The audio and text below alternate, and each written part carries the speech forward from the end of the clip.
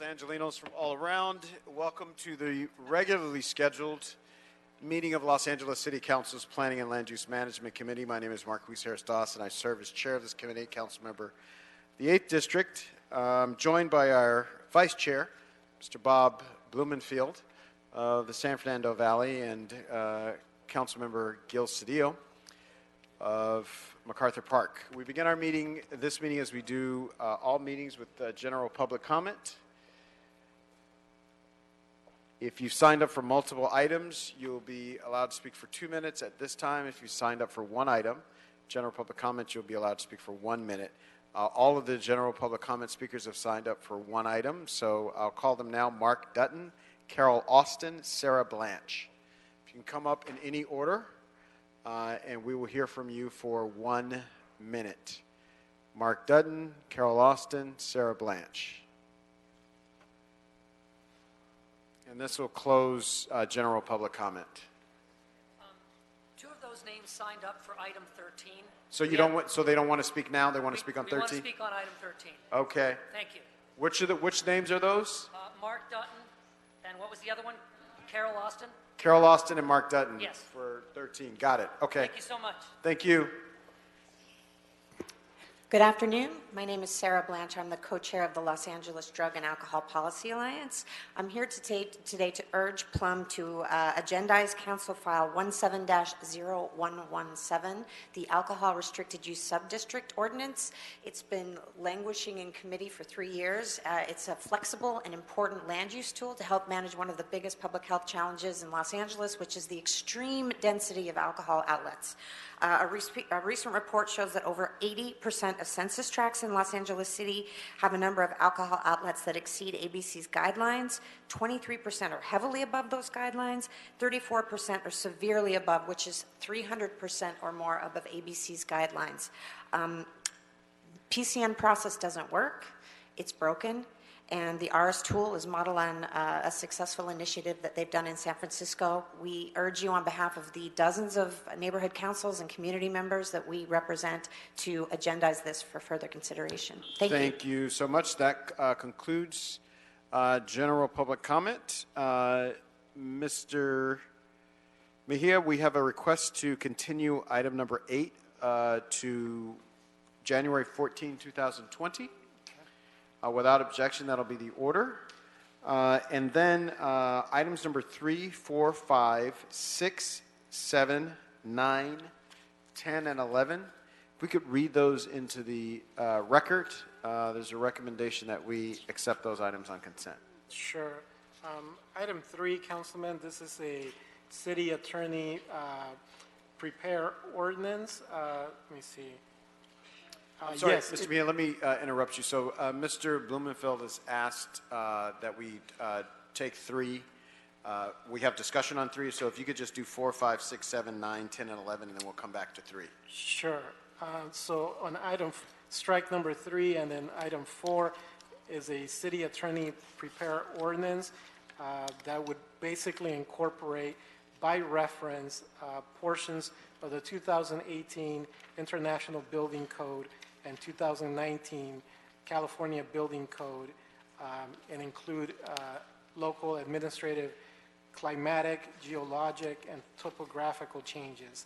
So we would adopt the city attorney prepare ordinance. On item 5, Councilman, this is again a city attorney prepare ordinance to update requirements for certain demolition permits in the city. So we would approve the city attorney prepare ordinance. Item 6 is a city attorney prepare ordinance to conform to the standards of the South Coast Air Quality Management District. That's item 6. Item 7 is a general plan amendment being recommended by the City Planning Commission. It effectuates a vesting zone change and a high district change, and that action would be to approve the general plan amendment and the embedded vesting zone change and high district change. The next item would be 7. You said item 9. This is a motion by Councilman Harris-Dawson and Price. It's basically instructing city planning to initiate some changes to parcel Q of the Grand Avenue project. So item 9 would be an adoption of that motion. Item 10 is a motion by Councilwoman Rodriguez and Councilwoman Martinez Blumenfield, instructing city planning along with various city departments to report back on a economic analysis and the cost to conduct a transit-oriented district-specific plan along the East San Fernando Valley, and that motion would be adopted, Councilman. And then item 11, there's a technical amendment to this motion by Councilman Cedillo. It's a motion Cedillo-Price. It's asking to initiate, council initiate a general plan amendment, vesting zone change and height district change. Council District 1 seeks to amend recommendation number 2 embedded in that motion with the additional 3 recommendations to remain unchanged. As to recommendation number 2, the language being proposed by CD1 is to instruct city planning to prepare a resolution that would consider a general plan amendment from commercial manufacturing to regional center commercial land use designation and an exemption to footnote number 2 of the Westlake Community Plan for the site located at 1330 West Pico Boulevard and 1308 through 1346 South Albany Street. Those are the items on consent, Councilman. All right, without objection, Sorry, can I also ask 5? I had a very quick question on 5. all right, so we'll exclude 5 from that as well. Okay. And without objection, we'll take the remainder of those items on consent without objection. And move from there to item number 3. Okay, so item 3 is a city attorney prepare ordinance to change the compliance dates, the due dates for energy and water audits and retro commissioning in the city. All right, Mr. Blumenfield. Great. Just a question for staff, because this is frustrating to me. I've been working on this for 5 years. Started when I first got elected to make this happen. So I just want to know from staff that will this delay allow sufficient time to finalize the remaining amendments that are requested? Have all the issues been identified with the program being addressed with this next set of amendments? I just want to establish that we're not going to be doing this again in a year where we come up with more things. I really want to get moving because these are good, energy efficient actions that I would have preferred that we already be further than we are.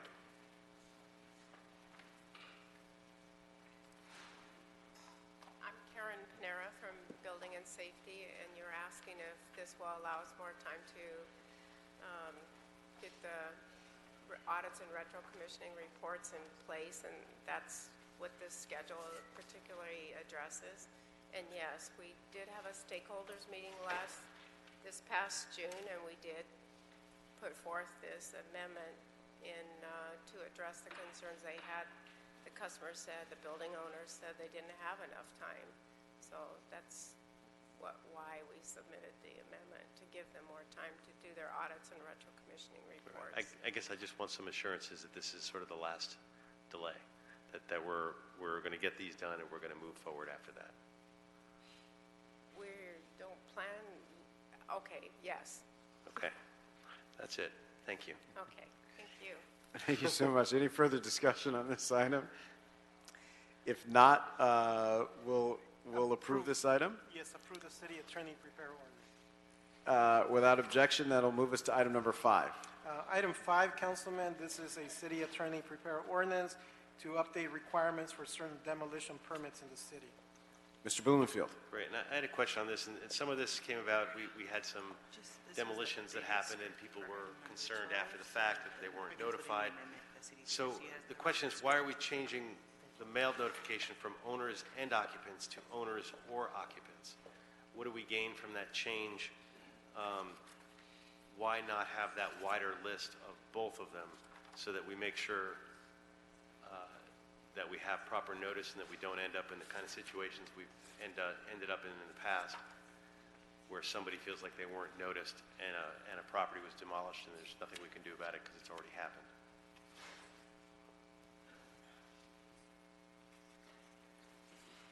Eugene Barbeau, Building and Safety. I don't have the answer to that one. Now, this ordinance was mostly to correct the signage or the notice requirements.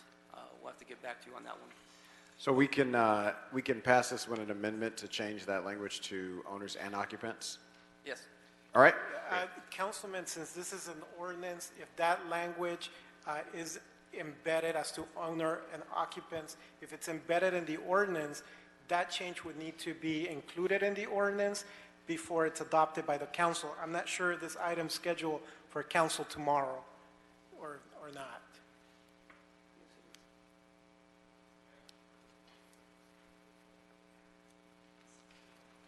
This item is scheduled for council as a placeholder for tomorrow morning at 10 a.m. Okay, so it was owners and occupants. We were changing it. The proposal was changing it to owners or occupants. All the rest of the notice stuff makes a lot of sense to me, so I'm just saying we go back to owners and occupants. Adrian Corisani, City Attorney's Office. So just to be clear, if the only change that needs to be made is that interlineation of adding and slash to what's already in the ordinance, and there are no other changes, I believe we can upload that today for inclusion on council's agenda tomorrow. Great. All right? All right, without objection? That'll be the order as amended. All right, that takes us to item number 1.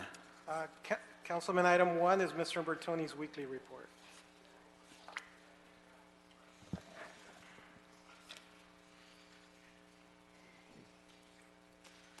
Okay, thank you, Chair Harris Dawson, members of the committee, Vince Bertoni, Director of Planning. Just a few things. The City Planning Department has prepared a draft ordinance that would regulate vacation rentals in the city, and this is something that's been contemplated for about a year now. That draft ordinance has been released, and it's scheduled to go before the City Planning Commission next week, which is Thursday, December 19th. That meeting will be held downtown here in the council chamber. And when we're talking about vacation rentals, we're talking about the limited use of someone's non-primary residence as a short-term rental, not as their main residence. Our home sharing ordinance deals with primary residences, so this is a key distinction with that. So our staff from our Code Studies Division has prepared it, and they'll be there next week making the presentation. After the City Planning Commission makes their recommendation, that'll be forwarded to this committee. Just as I mentioned earlier, the home sharing ordinance, after it was adopted, was recently, we had a motion by the City Council to look at a pilot program. That was a motion that has gone through plumb of the full City Council. That was introduced by Councilmember O'Farrell, and that would be allowing for home sharing within owner-occupied rent-stabilized units, so only those rent-stabilized units that are owner-occupied, and I believe it was for four or fewer units, or 5 or fewer units was on that one. We are currently working on that ordinance and expected to be forwarded to our City Planning Commission in the spring. And I have to ask Tom, is that 4 or 5 units or fewer with the RSO exemption? For the plum? 4? It was 4 or fewer units on that, just to clarify. And regarding our home sharing ordinance, in terms of implementation, we've had, since it's gone into effect, July 1st, we've had 5,000 registration numbers that have been issued. About 562 have been denied. We've had 51 applications for extended home sharing applications, so that's where you can apply to go beyond the maximum that are allowed by right. And we've also started the enforcement, as of December 5th, we'd issued over 5,400 first warning letters. We issued second warning letters following that, and that actually reduced by 63% the second warning letters versus the first. So as we've been issuing registration numbers, we've been going through and processing, which is the applications, as well as the extended home sharing applications. We've been issuing the violation notices, and we've been getting compliance with the violation notices. As you've seen, we had a large decrease from the first violation to the second. That concludes my report. I'm happy to answer any questions. I also have staff here related to both vacation rental and the home sharing ordinance if you have any further questions. Thank you so much, Mr. Bertoni. Any questions or discussions? on the director's report? Seeing none, we'll continue this item and move to item number 2. Item 2, Councilman, this is a communication from the mayor relative to the appointment of Mr. John Bagakis to the Harbor Area Planning Commission. All right, I have a few public comment speakers on this. I have Raul Verdugo. Raul Verdugo. Going once, going twice. There he is.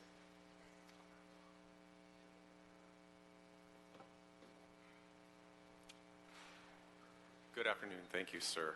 I'd just like to make a comment. It's more in relation to a general comment. Hold on. So on this one, you got to speak to item number 2. Well, we were advised by your staff that we can speak to general comment if we were not able to earlier. So I'm not sure if that's correct or that's not the appropriate. case. But go on. Okay.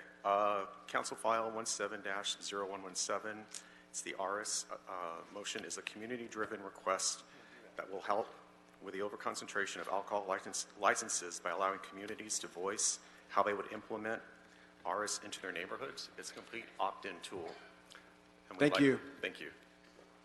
All right, so if I call you up to speak for item number 2 and you're not going to speak for item number 2, you should pass because you can only speak to the item, and I'll cut you off. So I have Brenda Villanueva, Cassandra Meraz, Miriam Castro, Lauren Bustillo.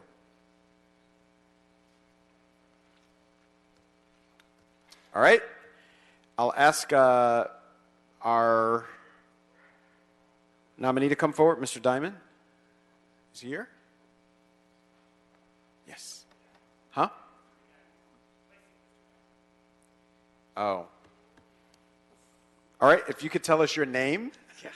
John Bagakis. Thank you, sir. And let us know a little bit about yourself and what you hope to accomplish by helping the city in this way. Sure. My name is John Bagakis. I'm a born and raised San Pedran. I've been hearing since elementary school how great development would be in the harbor area, and 30 years later, we're starting to see that, especially with our waterfront and Port Sakal.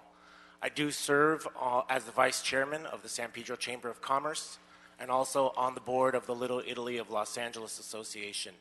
I'm very excited. I believe personally that the harbor area is the most under-promoted, underutilized, and unique treasure the city of Los Angeles has to offer. And I look forward to it growing and becoming great business and great economic for the future and several generations to come. Excellent. Thank you so much. Any questions or comments, members? I just want to say Mr. thank you Price? for stepping up to the plate. Obviously, you're no stranger to involvement, community involvement in San Pedro and citywide, so congratulations. Keep up the good work, and we look forward to working with you. Thank you so much. Thank you so much. If there's no further discussion, I will move that we forward this recommendation to the full city council. Excellent. Without objection, that'll be the order. Thank you so much. Thank you. That takes us to item number 12. Item 12, Councilman, this is a city attorney prepare ordinance that would update electric vehicle ready and electric vehicle charging requirements that exceed the current state standards. All right. Important issue here, Mr. Blumenfield.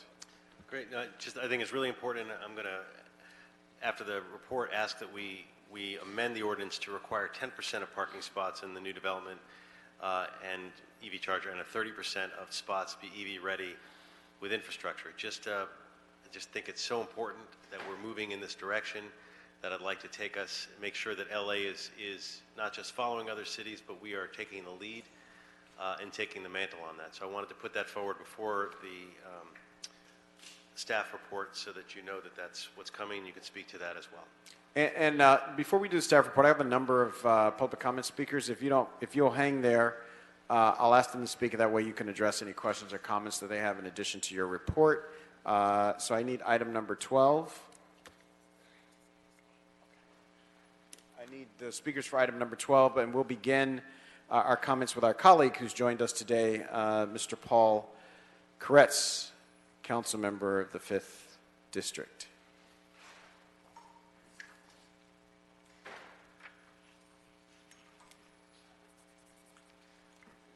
Well, thank you, Mr. Chair and members.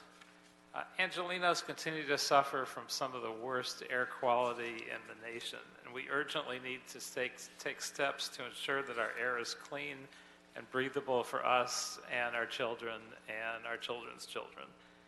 In addition, there are reports that California is up to 100 years behind its climate goals because of transportation pollution. Transportation accounts for around 40% of carbon emissions in the state, and if we hope to mitigate climate change, we need a quick transition to cleaner transportation technology. And while automobile manufacturers are quickly producing greater numbers of electric vehicles, we won't see a broad transition to electric vehicles without the widespread availability of electric vehicle charging stations. This is especially important in new residential buildings when electric vehicle owners coming home from the night will want to charge their cars for the next day. Throughout the past year, my office has been involved in several rounds of outreach with a wide variety of stakeholders where a clear desire for and consensus around higher electric vehicle charging station requirements was communicated.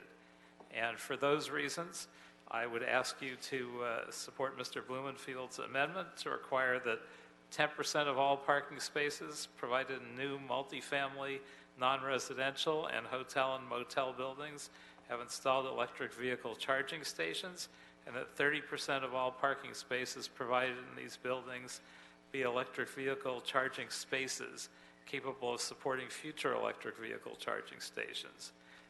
This would be a much more up-to-date approach that addresses where we are in climate change and the need to mitigate it, and I would ask for your support for this amendment. Thank you very much. Thank you so much, Councilmember Koretz. Public comment speakers, we have Adam Mohabat, Jennifer Kropke, Tom Pike, Thomas Ashley, Dan Cagle.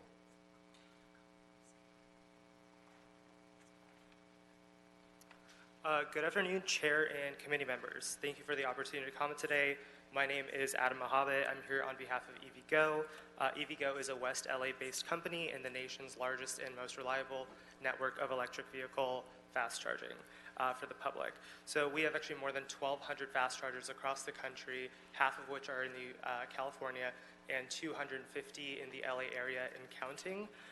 We were pleased to see LA adopt its Green New Deal, and we're keen to see public and private sector collaboration in order to achieve those goals, specifically around charging.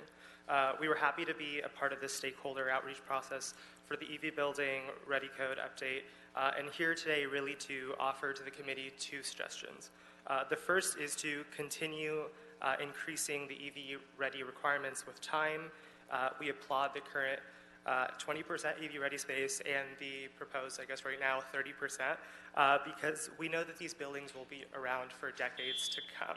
Thank you. Thank you for time.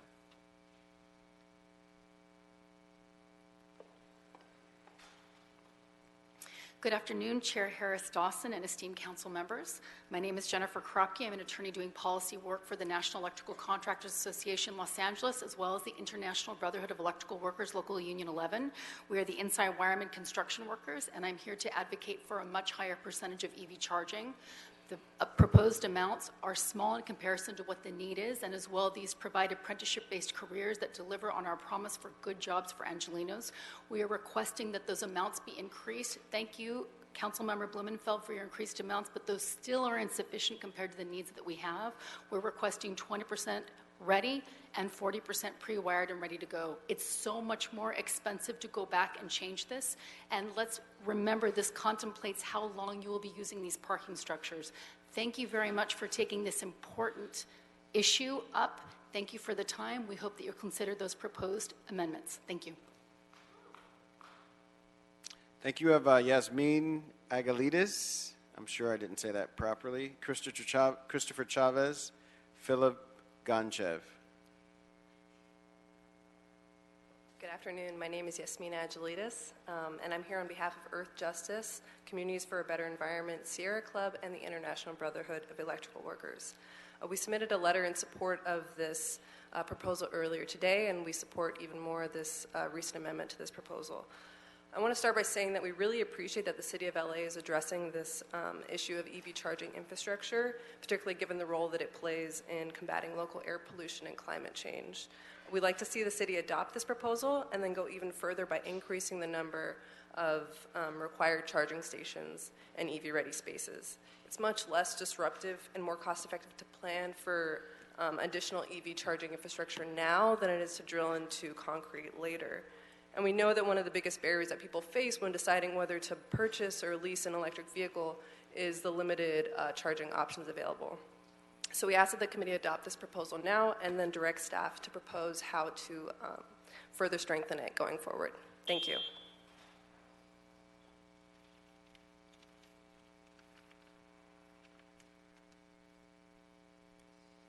Good afternoon. Thomas Ashley, VP of Policy for Greenlots. Greenlots, as part of a coalition, submitted a letter to council members, specifically committee members, in relation to providing our collective support to a 20% foundational minimal level requirement for EV ready. Additionally, the coalition expressed support for a DC fast charging compliance pathway for commercial developments. I would add, speaking exclusively for Greenlots, that we're very encouraged to hear the expression of support for higher numbers. Greenlots strongly endorses those higher numbers. And additionally, we would also encourage consideration for closing the loophole of exemptions related to the building code. Thank you.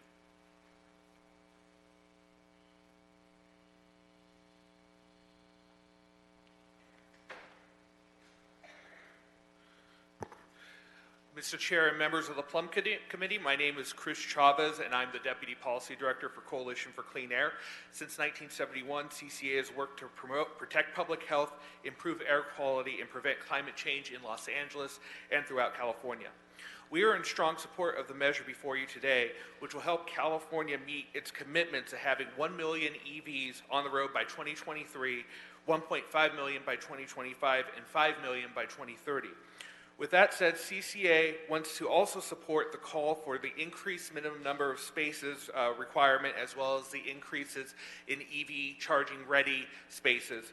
Additionally, we'd also like to support the call for a compliance pathway for DC fast charging as well. Lastly, we want to emphasize the importance of prioritizing transportation mobility equity and access for LA's low-income and disadvantaged communities. Thank you for your time.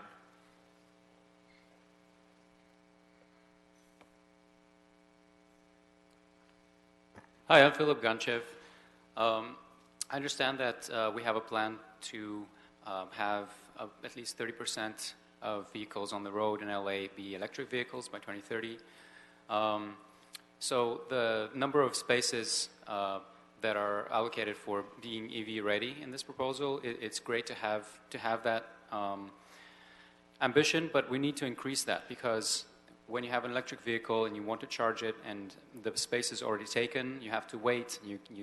It really discourages people from having electric vehicles. It's kind of a no-brainer because of the cost, as it was mentioned, of installing chargers in buildings that are not ready, and it will create jobs and it will clean our air quality.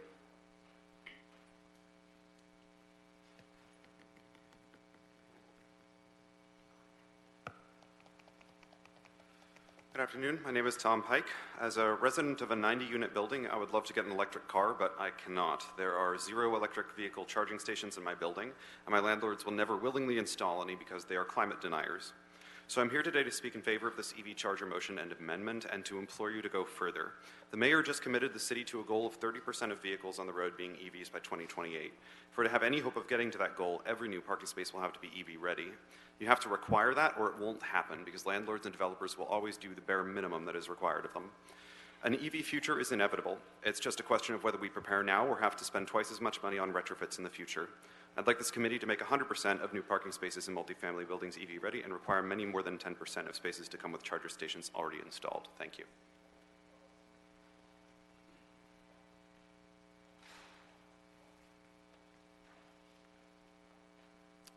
Hi, my name is Dan Kegel. I'm the Chair Pro Tem of the Greater Wilshire Neighborhood Council Sustainability Committee. We filed a community impact statement in favor of the motion if amended to increase the number of EV spaces so that all new apartments that have a parking space have an EV parking space. 3 other neighborhood councils, Boyle Heights, Northridge East, and Silver Lake, voted to file similar CISs. Battery prices have fallen 90% in the last 9 years, and that's faster than anyone expected. Bloomberg expects new electric cars to be cheaper than conventional cars by 2025. That means EVs are not just for gentrifiers, they're for everybody. EV-ready spaces are much cheaper to include if you design them in from the start. If you don't go with an aggressive target, apartment buildings without enough EV-ready spaces will have to retrofit them later at great cost. Please increase the number of EV chargers to 10% and the number of EV-ready spots to at least 50%. You can do that less expensively by allowing the use of load-balancing chargers that cap the total power provided, as several other California cities have done. Clean air and our children's health demand nothing less. Thank you. Thank you so much. For the record, the last speaker was allowed additional time as representing a neighborhood council that submitted a community impact statement. Yes. You. Yes. Eugene Barbeau, Building and Safety. To be brief, the ordinance was drafted to capture the minimum targets recommended in the city planning report. With that being said, similar to the previous item, I believe these numbers can be changed to 30% EV ready and 10% chargers installed. I discussed that with City Attorney because with this amendment, because it is scheduled for full council tomorrow, but I believe they did say they can transmit it again today for it to be ready for tomorrow. Great. All right. So it's been Mr. Price. Thank you, Mr. Chairman. Just a question. I certainly support this and appreciate all the work that's gone into it. We know that these charging stations technically, I guess, will be passed on to whoever's going to be using these stations. Some stations, I understand, Mr. Chairman, work more efficiently than others. Some are quick charger versus those that take a little longer. Any idea what that cost is? Does this measure require a call for one over another, or how do we account for that, or do we account for the differences in types of charging stations? Current code allows for, I believe, EV Ready to have the infrastructure and conduits in place to accommodate up to 40 amps, which would handle a fast charger, to what I'm told. That those provisions are already in the code. For the fast charger? Yes. I see. Is there a cost difference between those different levels of charging stations? I don't have that information. Okay. All right. Thank you, Mr. Chairman. All right. Yes. Adrian Corisani, City Attorney's Office. So just to be clear for the record, it's to amend the ordinance then to require 10% of the parking spots in new development to have the EV charger and 30% to be EV ready with the infrastructure. Yes. We also noted that there was a typo in Section 3 of the amendment that needs to be corrected. Referential text was omitted, so with your permission, we'll make that change as well and upload the new document for consideration at Council tomorrow. Excellent. So will be the order.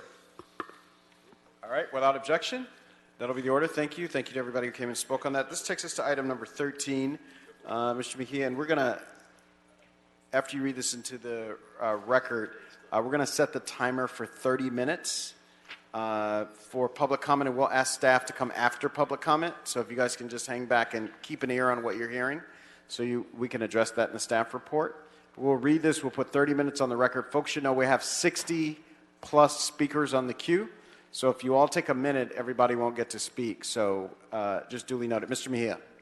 Yes, Councilman. Item 13 is a City Planning Commission recommended draft ordinance for a vesting zone change, and it is for the construction up for up to 215 homes in CD7. All right. So we have folks on the queue. Mr. Cedillo. Having trouble with my mic. It's on. Steal the director's mic. There you go. Yes. So the only thing I would note, sir, is that, I appreciate everybody who wants to say something, but I think we ought to be very thoughtful about the fact that nobody's compelled to speak, and that if everybody agrees, then we can get to the substantive aspects of the conversation and the discussion on this issue. Duly noted, Mr. Cedillo. If you find that your point has been made in a satisfactory way, we can forego. Not everybody has to speak, even though you signed up to speak. So again, 64 people to be exact on the queue. We're going to have 30 minutes for public comment, and then we're just going to stop. So folks should be prepared for that. Paula Basignana, Liliana Sanchez, Michelle Pincus, Michelle McNeil, Robert Mayedas. Good afternoon, Honorable Chair and Plum members. My name is Paula Basignana. I'm here on behalf of Councilwoman Monica Rodriguez. I'm here to express the office's opposition to the project as currently proposed. Councilwoman Rodriguez has submitted a letter for the record that has been in circulation that goes into more detail. But to summarize, we understand that for the past 12 years, this project has gone through several iterations, which long precedes the Councilwoman's time in office. However, what should remain consistent is the city's commitment to the good land use practices and protecting the health and safety of the community and its residents.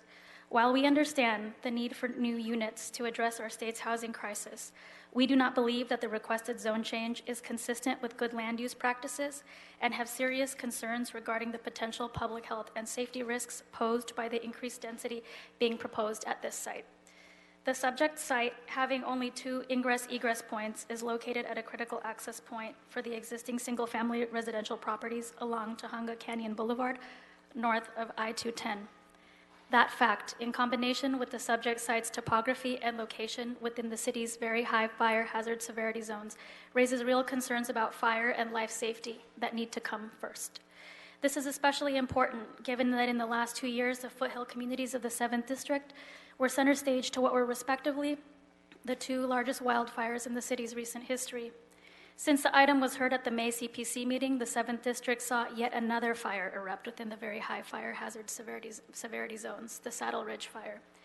The tragic loss of life and property at the Camp Fire in Northern California, which firefighters experienced many difficulties, including limited water and road access, should guide our decision. The city must reevaluate existing land use policies in an effort to ensure the safety of the community. To that end, Council File 181120 was introduced to assemble a wild urban interface hazard mitigation task force to reevaluate several issues, including current building codes and development standards within the very high fire hazard severity zones. However, its recommendations related to best practices for development are still forthcoming. Given this lack of information and the ever-present and growing danger of wildfires, we feel that the findings of fact, specifically related to public health and safety and good zoning practices, cannot be made in the affirmative. Therefore, we request denial of the vesting zone change before you today. Thank you. Thank you so much. For the record, there's a representative from Council District 7. You heard the comments requesting denial of zone change. Yes. Hello, my name is Liliana Sanchez. I'm here representing the Sunland Tujunga Neighborhood Council as their current president.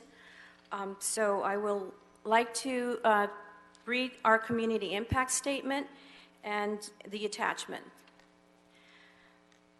This was unanimously voted on November 13th, 2019 by the entire board. And the SCNC opposes the project for housing development at 6433 West Latuna Canyon Road for the following impacts: community safety in a very high fire hazard severity zone, in a high wind velocity zone, wind gusts up to 60 miles per hour on an earthquake fault, unsafe emergency evacuation, extremely limited access to first responders, Item F, the city states the response distance from the fire station does not meet LAMC recommendations and therefore is considered inadequate.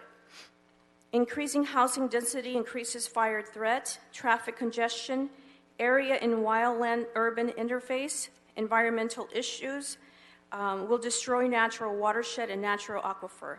And B, destruction of ecosystem by removing keystone species, oak trees.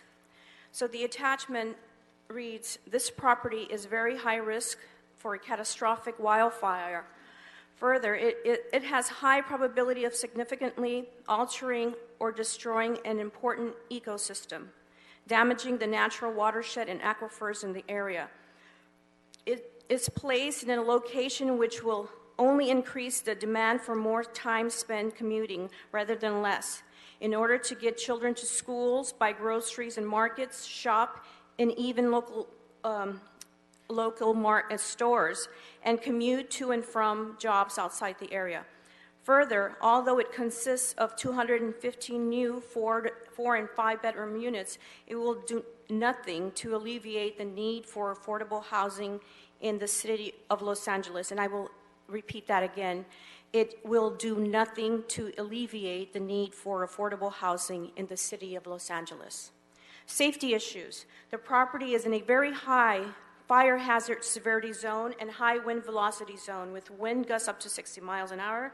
It is also located in a transition area between the natural wildland areas and human occupation, a wildland-urban interface, increased housing density, especially with large housing units on small lots crowded together, will exacerbate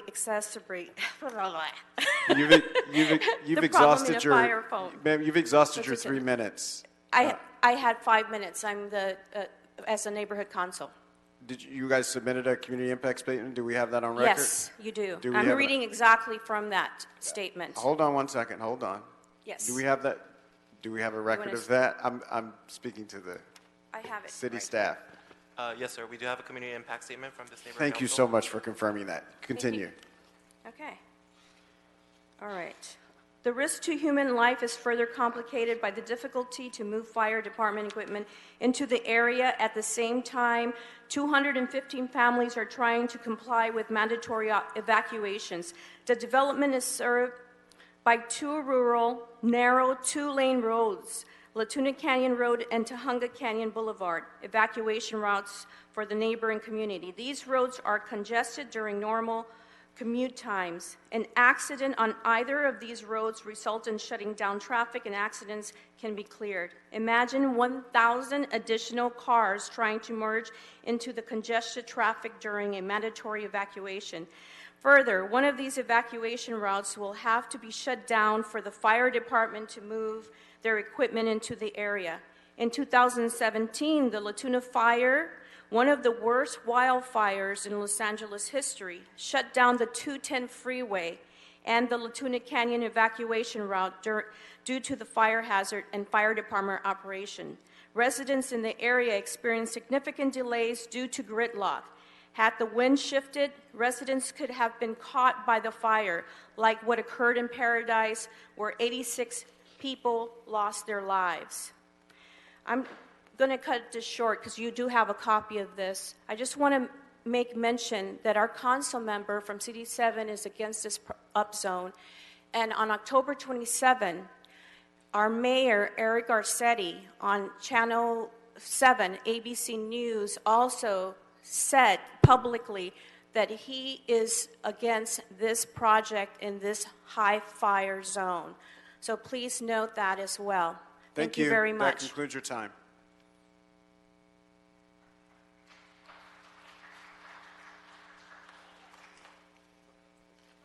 Hello, my name is Michelle Pincus. The property has become a blight by the developer's hand, and to the site condition as reasoning to allow the development project to proceed is a red herring. The owner's refusal to maintain the property has caused blight, the opportunity for encampments, trash dumping, and dangerous fire hazard. The owner has neglected to clear brush and trash, repair fences, and has turned off irrigation of the property, claiming they could not afford to continue to do so. Yet, Gaines and Stacy were paid over $665,000 by Snowball West to lobby the City Council, City Planning, and City Attorneys to push this project through. This action has endangered the survival of the city and state protected oak trees that are necessary for the survival of the thousands of local species, creating an opportunity to skirt the process required by city to remove such trees. Thank you. I'm totally against this project. Thank you so much. Hi, I think you called my name. Hello? Tell me your name. Robin Mears. You No, pronounced I did not. I might later. Miares, you said? One more time? You said Miares. Okay. That's Robin, that's you? Robin Mears. Got it. Sorry, I mispronounced it. It's okay. Proceed. My husband's name, so. Okay. Apologize to him on my behalf. Thank I you. will. Okay, I'm here to remind you, I don't know if you all know, that Canyon Hills has already been approved. That property is right next to where these houses are proposed. That's about 240 houses. So couple that with the 215 houses that you want to put here, you have at least 1,000 extra cars. Have any of you ever traveled on Tujunga Canyon Boulevard or Latuna Canyon? I don't think so. I got to tell you, the traffic there is horrible.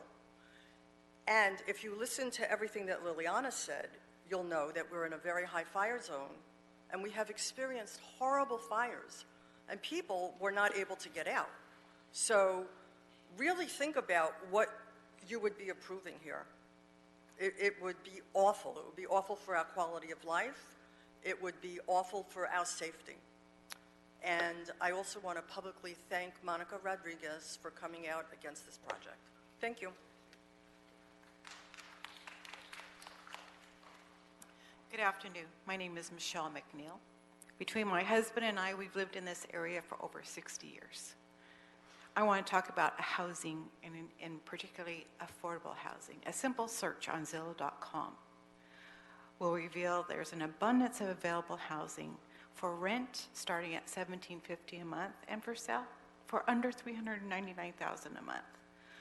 So unless this builder is intending to sell these houses for at or below the cost of the current available homes, the affordable housing argument loses its validity.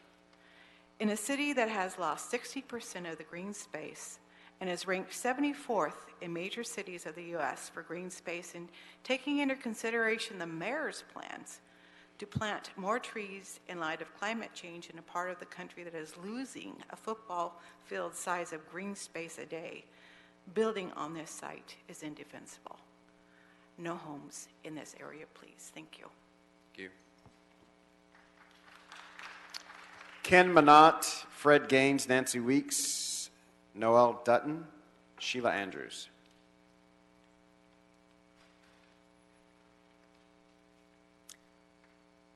Hello, Council. My name is Ken Minot from Tujunga. I'd like to speak briefly about the safety issues and give any remaining time to somebody else.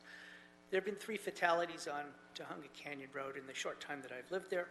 Safety surveys in 2008 and 2019, the 2019 one done by our organization, showed that the traffic has not increased on this road. What that indicates, according to the Highway Capacity Manual of the U.S. government, is that Tujunga Canyon is at capacity. The developer has not addressed what to do about this problem. I'm through.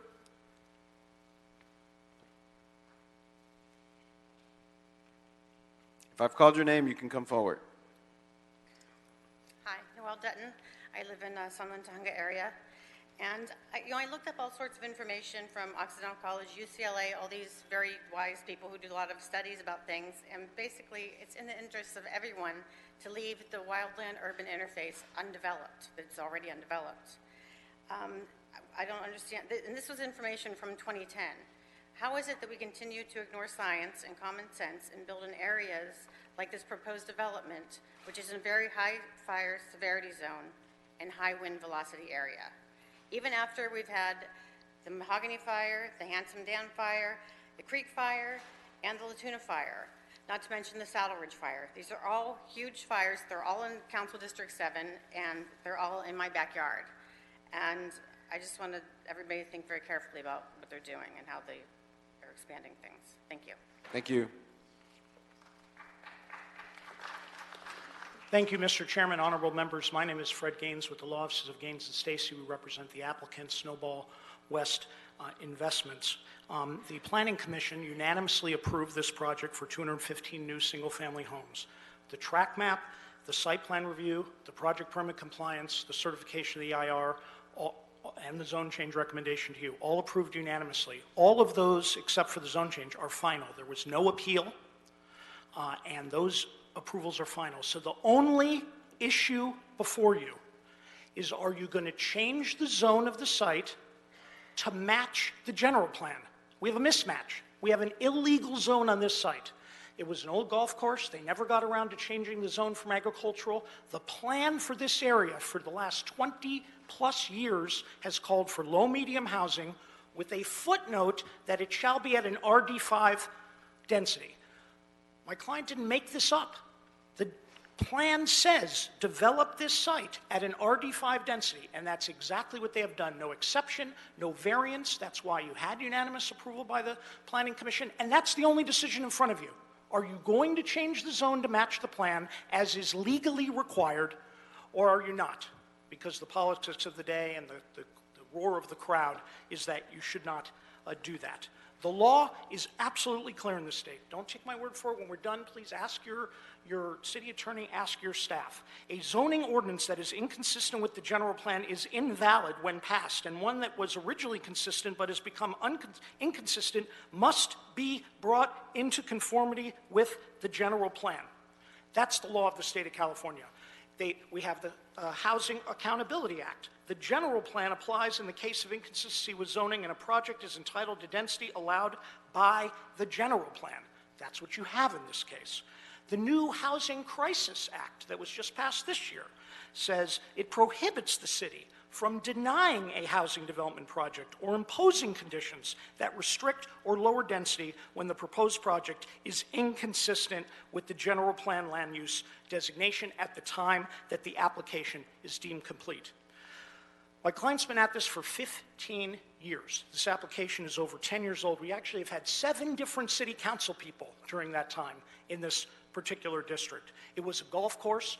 Council people asked us, can you save the golf course? We offered it to the city, to the county. We put it up for sale in golf magazines. We had no takers. They said, can you keep it as a park? We had Rec and Park out there. We had County Park out there. We talked to the Santa Monica Mountains Conservancy. We had the state parks. We put this matter on hold 3 times for potential park bonds that we might be included in. We put it on hold twice for potential water bonds that might be put in. All of those times, this property was not included. It was not found by any of those agencies to be an area where they wanted to go forward with a public park. We had a historic designation. Your Office of Historic Resources found that it did not meet the criteria for historic designation. Your Historic Commission found that it did not meet the criteria. But on Councilman Alarcon's last day in office, he made a motion which passed that designated a historic site. So we didn't like that, but what we did is the project that was approved by your Planning Commission includes exactly that historic site. The council in that motion had a community group put together with representatives of different groups. We attended that. We paid for the architect, the engineer, developed a plan for what this historic designation site would be, and that exact plan, adopted by this council, is included in the project that was approved by your Planning Commission. We had a vested application 10 years ago, but we have made sure that this plan meets all of the current requirements that we don't have to meet because we're vested for design and for subdivision and for sustainability and for walkability. That's why the Planning Commission unanimously approved this project. We went out and reached an agreement. You got to wrap up. Not obviously with everybody. You got to wrap up. And you have a copy of the agreement in You front have of to you. wrap up. I am the applicant's representative and asked for This 2 is more not minutes. this is not an appeal. Mr. You get 1 minute, which you've exceeded. Thank you. We've presented to you an agreement. Could you please take your seat? No. This is not an appeal. Yep, this is not an appeal. This is not an appeal. 0. You exceeded 1 minute. You exceeded 1 minute. That concludes your comments. Please return to your seat and allow the next speaker to come. I have a point of information. I'm looking at the clock. The first person took 5 minutes. This person took 4 minutes. You said there were 60 people who were going to be given 1 minute apiece. No, I didn't say that. Yeah, you did. No, I didn't. You said there were actually 63 people. There's 64 people who've signed up. That's We're what allowing. I mean. And There's 64 people who've signed up. We're allowing 30 minutes. my If you could, question is, can you stop should the clock? 5 minute and the 4 minute be part of this 30 We'll try to minute? make some of that up on the back end. Thank you. Can the next person who's been called come forward? Sheila Andrews, Marilyn Fisher, Lydia Grant, Pamela Bond, Lisa Morris, Kelly Decker, Kathy Gardner. Yes. Good afternoon. This is regarding traffic in the area. The amount of traffic on Tujunga Canyon reached capacity years ago. On January 23, 1997, the Planning Department recommended increasing Tujunga Canyon from 2 lanes to 4 due to overwhelming peak hour traffic. This is not a new problem, just an ever worsening one. It could not be widened then and cannot be widened now. There are too many cars right now, and this canyon cannot support anymore. Thank you. Thank you.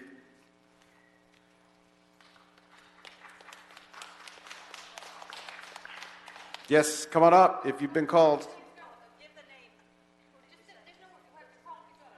Good afternoon. I am Mary Lynn Fisher, and I am here on behalf of the Crescenta Valley Community Association. We have also submitted written opposition to any change in zoning. Do not ignore the fact that the safety portion of the environmental documents on which all the previous decisions have been made was written several years ago before the Latuna fire. If it was ever a reliable guide, it is not now. Changing the zoning to allow hundreds of homes to be built would be extremely irresponsible. You have a fiduciary duty to the residents of this area to exercise your authority in an informed and responsible way. Please do that by voting no change. Could you hold the time so we take a minute for our city attorney? Adrian Corisani, City Attorney's Office. I just wanted to state for the record and to concur with what the chair said earlier that you do have the discretion to limit public comment in today's hearing. Public hearing is provided. It is not an appeal, and everyone has the ability to limit their comments to less than a minute. But for the efficiency of the meeting, it's certainly within the chairman's purview to limit the total amount of time for comments. Thank you. Continue. Okay. My name is Lisa Morris, and I'm a longtime resident of the Foothill community, a Sierra Club member, and involved in other community organizations. Quite frankly, I'm surprised we have come this far in the process of the application request for a zoning change when there is so much community opposition. If one would read all the letters and comments submitted by the public in response to the notice of preparation and the draft EIR, it would be clear the project overwhelmingly opposed in one aspect or another or fully outright altogether. This opposition should have given pause to the owner-developer in continuing their pursuit of changing this long-time recreational space to a housing development. Those weighing in, along with we the people, and this is not a complete list, Councilman Monica Rodriguez, Anthony Portantino, Michael Antonovich, Brad Sherman, Mayor Eric Garcetti, Sunland Tujunga Neighborhood Council, Crescenta Valley Town Council, Crescenta Valley Community Association, Sunland Tujunga Alliance, Latuna Canyon Community Association, Voice, Crescenta Valley Heritage, Little Landers Society, Historical Society of Crescenta Valley, Sierra Club. You're going to need to wrap up soon. It's not that many more. Los Angeles Trails Project, Santa Monica Mountain Conservancy, your own Department of Regional Planning, City of Los Angeles Fire Department, the Department of Fish and Game, the City of Glendale, the Glendale Community College, the State Office of Historic Preservation, and Anthony Morales, Chief Red Blood of the Gabrielina Tonga Tribe. Okay, that's your time. Thank you. Thank you.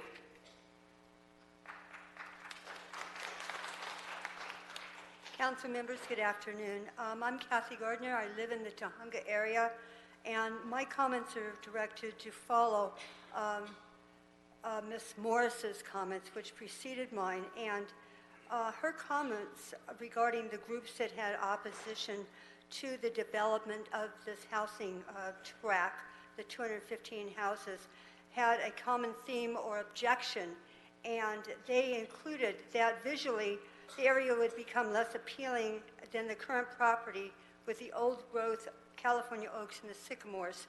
The air quality would be worsened by the number of vehicles that would be in the area, in addition to the traffic that we already suffer with. The loss of a treasure of historical and cultural significance, the Latuna Canyon Detention Center and the Tonga Indian Tribe Village, which once existed on this same site. There would be a loss of habitat as a wildlife corridor. The worsening... That's your time. Thank you. Thank you. Hi, I'm Kelly Decker. I assume most folks here have seen the movie Jurassic Park. Jeff Goldblum has one of the most memorable lines in the movie where he criticizes the scientists who genetically engineered the dinosaurs. He says, "Your scientists were so preoccupied with whether or not they could that they didn't stop to think whether or not they should." There's a parallel here not only with this proposed development, but with the overall trend toward overdevelopment of the foothills. Snowball is very focused on what they can do to build their Jurassic Park. The result is a reckless abandonment of core values, the preservation of wildlife, the oak trees, the history and ecology of this region, as well as a reckless abandonment of common sense, namely overdevelopment in fire-prone areas. Your decision here today will, for better or worse, set a precedent not only for the Verdugo Hills Golf Course, but also for the foothills at large. Your decision should not be based on what the developers can do. It should make a statement about what we should do. And what we should do is prioritize our core values and common sense over the potential profit for developers. Thank you. Thank you. That's your time. I'm Lydia Grant. I'm the Vice President of the Sunland Tonga Neighborhood Council and the former Education Chair. I can let you know that with these traffic counts that are being done, nobody's taking into consideration that the nearest elementary school is over a mile away. Our middle schools and high schools are several miles away, and nobody is taking that into account when they're talking about the traffic trips. These are additional car trips, hundreds of them, that would need to be dealt with every single day in addition to the regular traffic. And impacts in our schools means moving kids from school to school because we would have to have a major shift in our elementary schools to accommodate additional students. Thank you. Hello, my name is Pamela Bond. I'm a resident of Sunland Tujunga. We already have traffic issues with motorcycle deaths and accidents, and we also need more recreation area to boost economy. Thank you. That was good.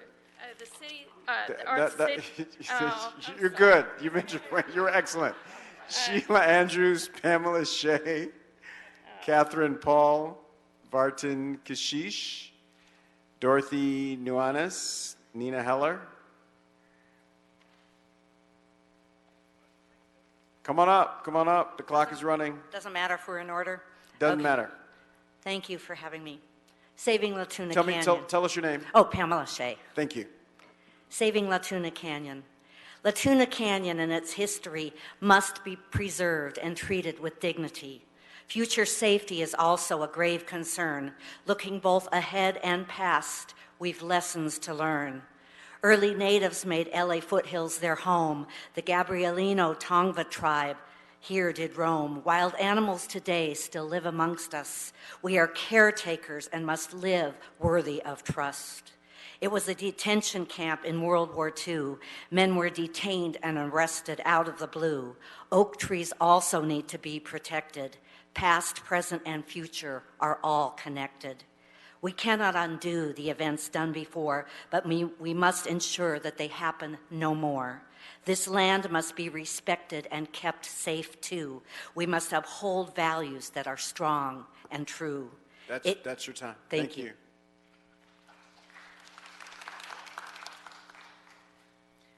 Catherine Paul.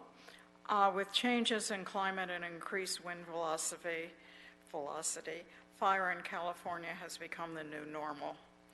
In October and December of this year, LA Times suggested that local agencies find ways to acquire undeveloped land as a buffer to protect against wind-driven fire. Good planning should consider protection of as many people as possible and create buffer zones between the forest and people. Development cannot be done in a piecemeal fashion just because a developer has found an empty piece of land. Instead, monies must be found to protect the ecosystem and the wildlife that remains in this particular area. How much of the city budget should be spent on fighting fires and coping with its results? Fires cost the city countless amounts of money. Does the city really want to use its resources fighting avoidable fires and directing massive evacuations? Thank you. Thank you. Hi, my name is Vartan Kishish. I'm representing Region Rana Sanlantanga. Approximately 3,000 neighbors, 3,000 homes I represent. And I'd like to read a little statement. Regarding the retired firefighter Andrew Fox's comments at the Planning Commission meeting on May 23rd, I want to make it clear that he does not represent the fire department and is in reality an advocate for the developer. Many in the room felt he was being represented as a fire department spokesperson, an expert regarding this project. On at least 2 occasions, the fire department has stated that based on response times and distance, the current level of fire protection is inadequate, and that there are no plans in place to remedy this. CAL FIRE is in the process of forwarding a motion to reduce density in fire zone. Let's not let Snowball sneak this in under the radar. Thank you. Hi, my name is Dorothy Nuanez. I live in Tahunga, above where this development's going to be. As you've heard from all the other people, it's very much a fire hazard. The Latuna fire really affected all of us. And the congestion in that road already, without 221 new homes, is very dangerous. So you need to consider the danger to this community to allow this zoning request to go through. And I really implore you to not allow it. Thank you. Mr. Price, appreciate your sweater. Hi, Nina Heller. I'm watching your guys' faces, and I think you understand what we're all saying here, and I appreciate that. And I thank you all for your service, by the way. If I wanted to open up a pig farm and I found this nice lot in Encino, you guys would tell me that I would be crazy to ask you to change the zoning. That's what's happening here. This zoning change would create a death trap. We have zoning laws for specific reasons. That zoning fits with the region and with the plan for the community. I hate that Snowball and Mr. Gaines are playing the victim here. They knew what they were getting when they bought that. They knew it didn't have the proper zoning. They knew that it wasn't in line with what the plan for the community was. They were gambling. Sometimes when you gamble, you lose. And I think I see it in your guys' faces that you understand this and that this can't go through to make this change. It would be a really bad example to set for everything else. Thank you. Thank you so much. Mark Dutton, Carol Hutchinson, Kay Oda, Sigrid Toy, Nancy Oda, Carol Austin. Good afternoon, honorable council members. The developer's recommended zone change from A-1 to RD5-1 will essentially double the RD5 allowance per their request for a subdivision and does not take into account the new accessory dwelling potential required by the city, which will add 3 times more people and cars without any extra parking, putting even more cars on the proposed narrow 20-foot streets and on our overburdened canyon roads, making a hazardous evacuation even more dangerous. We can expect a minimum of 2,000 plus resident vehicles, not including daily delivery vehicles and visitors. In 2018, the city of Morgan Hill versus Bushy, the California Supreme Court ruled that the zone change must be acceptable to the majority of the voters. Bringing the community plan and general plan into alignment does not require a zone change, nor is there a stated time limit requirement to do so. To suggest this is another example of a tail wagging a dog. And thank you so much. Thank you.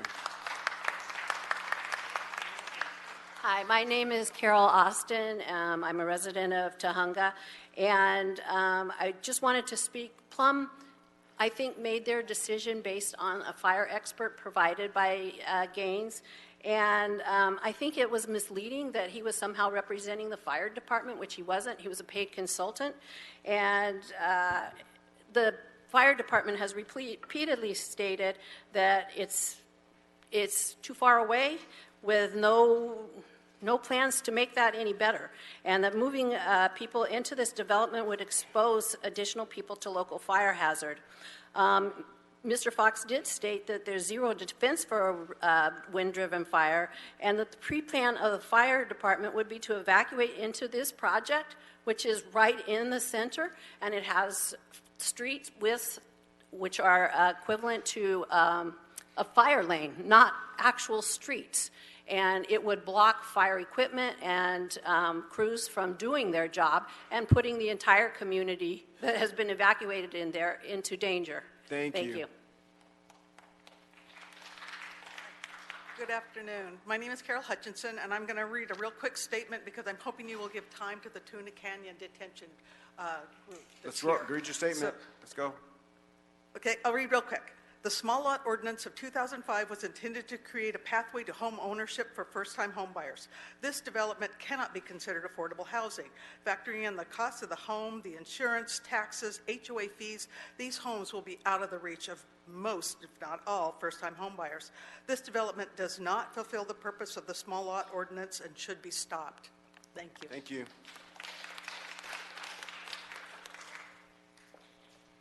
Name is Kay Oda. I'm reading this on behalf of Claudia Colleen. I represent 2,000 voice members, volunteers organizing and conserving the environment. I am also on the Tuna Canyon Detention Center Coalition Board. Voice has long opposed this project and sought to have this site remain open space. However, we very much appreciate that Snowball West has agreed to sell some of the property to MRCA for a park. We also appreciate the city's historical cultural monument status for the small oak grove on the property. But to be clear, our request is that the city facilities preserve land on which innocent prisoners were incarcerated so that we can provide a memorial to honor those who were in prison. Thank you.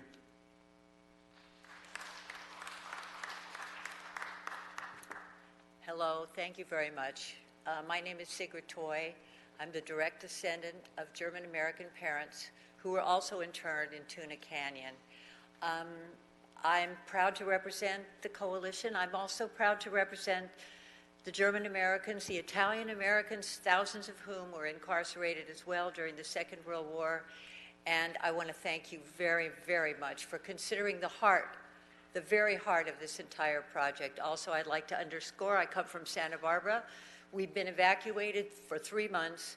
Thomas Fire, the mudslides destroyed a great deal of our home, and I underscore everything that these people have said. Thank you very much. Thank you. Hi, my name is Donna Sugimoto. My grandfather, Shinsuke Sugimoto, was incarcerated at Tuna Canyon. He was Boyle Heights family man, and he was separated from his loved ones and in prison due to his race and for practicing martial arts. Tuna Canyon was the first of 4 incarceration camps he endured before dying in the last one. He never saw his freedom again. I'd never heard of Tuna Canyon until discovering a box of my grandfather's letters, and I was shocked that just over the mountain from where I grew up in Burbank, in our city, was a historic prisoner site that I had unknowingly passed by many times. For over 50 years, it was buried beneath a driving range on a golf course. But now that we all know of its existence, our ancestors and their stories deserve to be properly honored and memorialized on the original site where they walked behind barbed wire, not buried. By preserving Tuna Canyon, we could educate future generations of what my grandfather and so many others endured during this dark chapter. Thank you. Thank you and good afternoon. As you all saw the pop-ups. Tell us your name. My name is Nancy Oda, Got it. President of the Tuna Canyon Detention Station Coalition. The pop-up that you see over there clearly shows in 2019 where the Tuna Canyon Detention Station stood when it opened on December 16, 1941, almost to the day it opened 78 years ago. Although it is a site of shame, it is important to learn from today's lessons in history. The original plot plan was carefully fixed upon the current available drawings. It's the red-lined area that shows barracks and the mess hall. It is important that the Tuna Canyon Detention Station Memorial be placed on historically proven spaces. The Los Angeles Historical Cultural Monument 1039 is a symbolic grove of trees that represents a landscape before the golf course. We intend to preserve its history with beautiful and fitting memorial in a natural setting befitting this community. Thank you. My name is James Okazaki. Did I call you? I thought you did. Could you check? I'm pretty sure I didn't. I didn't call you. Is there anybody up there that we called? No? All right. What happened was some of the community members that you did call deferred to us so that we'd have a chance to speak. Well, that's perfect. You all were very eloquent and brought the message across with, I think, the passion and the centeredness that it deserves. So we thank you for that. We'll close public comment on this item now and invite city staff to come forward.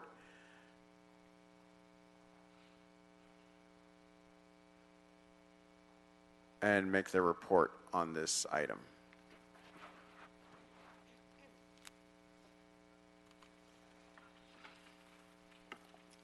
Good afternoon, committee members. Elva Nunez O'Donnell, City Planning.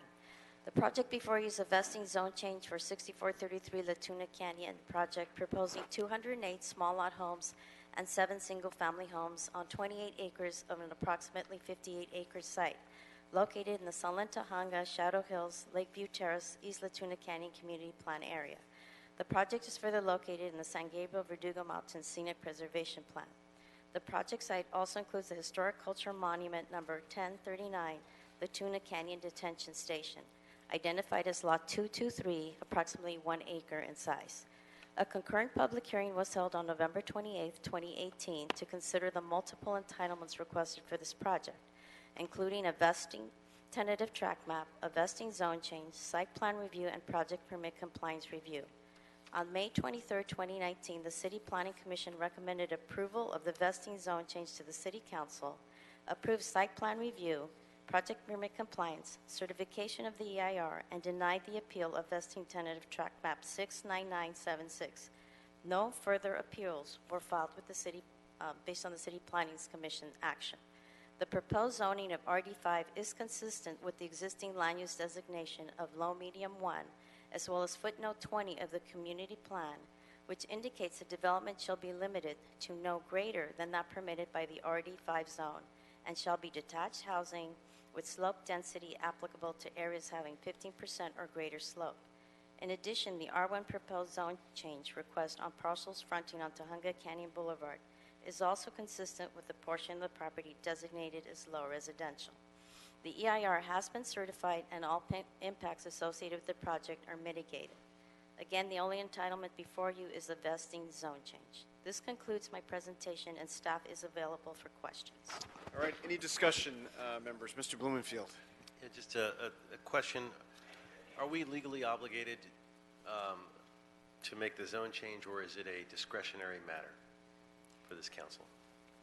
Well, the zone change is a discretionary matter. It's an entitlement. Right. So the other actions do not create a requirement on the council. That is correct. Okay, thank you. All right. Any other questions or comments? Well, obviously, Mr. Cedillo. The question is then, why would the CPC then go ahead and approve this? Or all these concerns that have been eloquently stated by the members who have come here today. No housing, there'll be no funding for the site were these matters brought before the CPC? They certainly were. And so are we expected to reconcile these matters? The applicants arguing that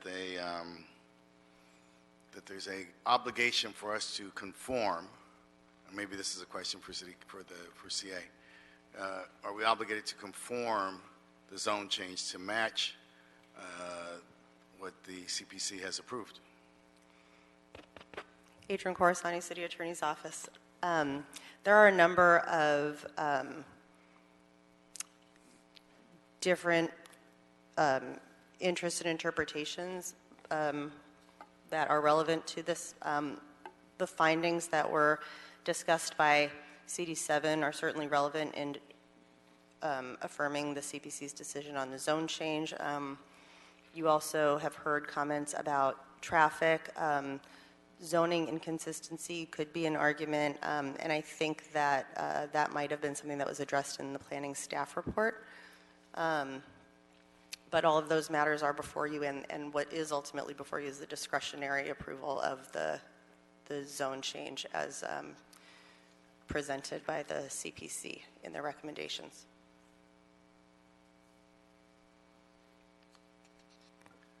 Clear as mud?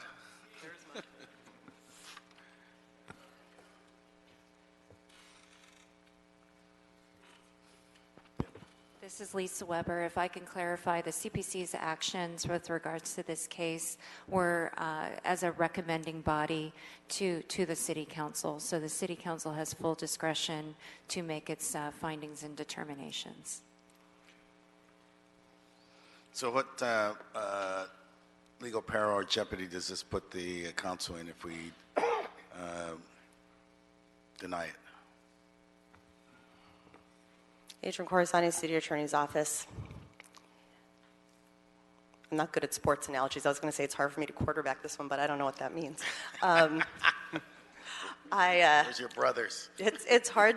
It would be hard to say. There's a lot in the record. This case is many years old, so I honestly could not tell you. I think that there are challenges presented here.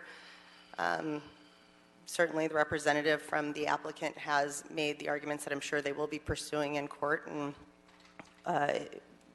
our office will have to work with the record and see what arguments we can make. We'll certainly vigorously defend whatever decision the council makes today.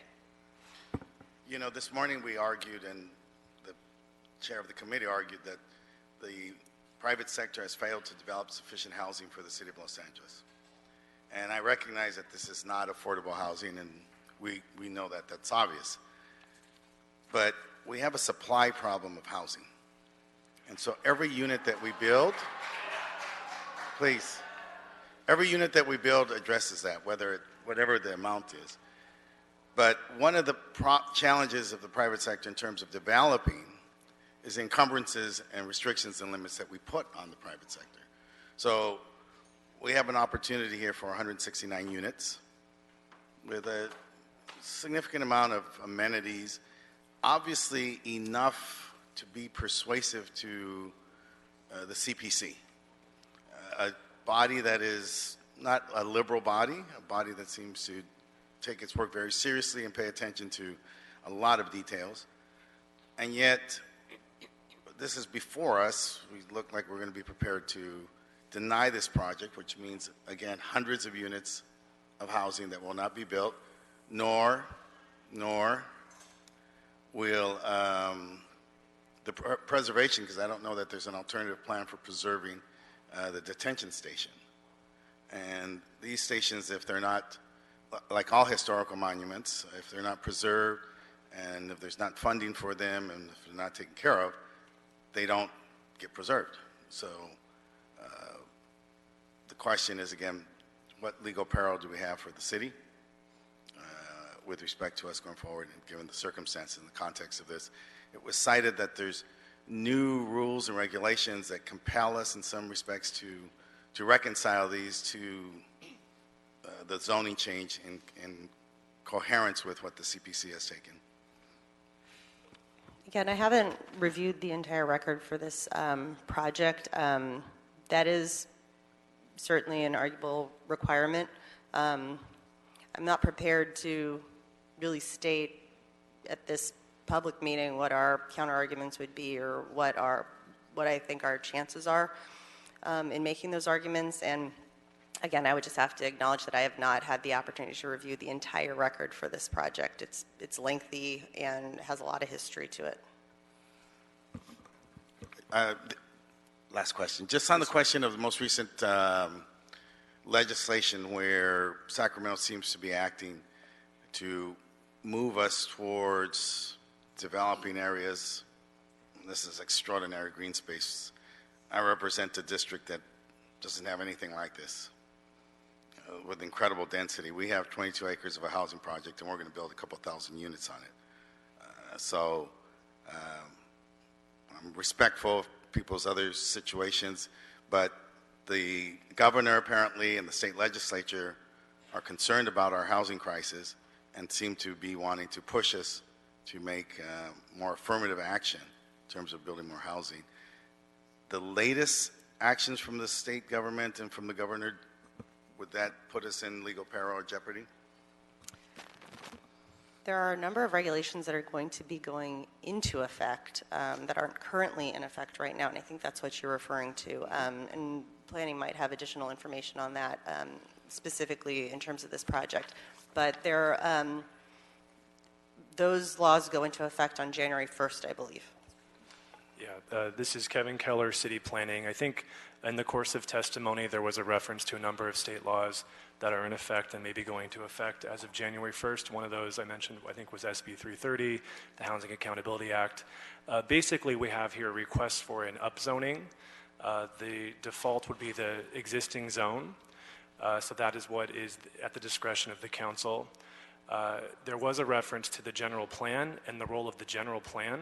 Most of the Housing Accountability Act links to existing zoning. So if a project is consistent with the existing zoning, which in this case I believe is essentially low-density agricultural zoning, then that's something that would be needed to be supported. This is a request for a higher zone.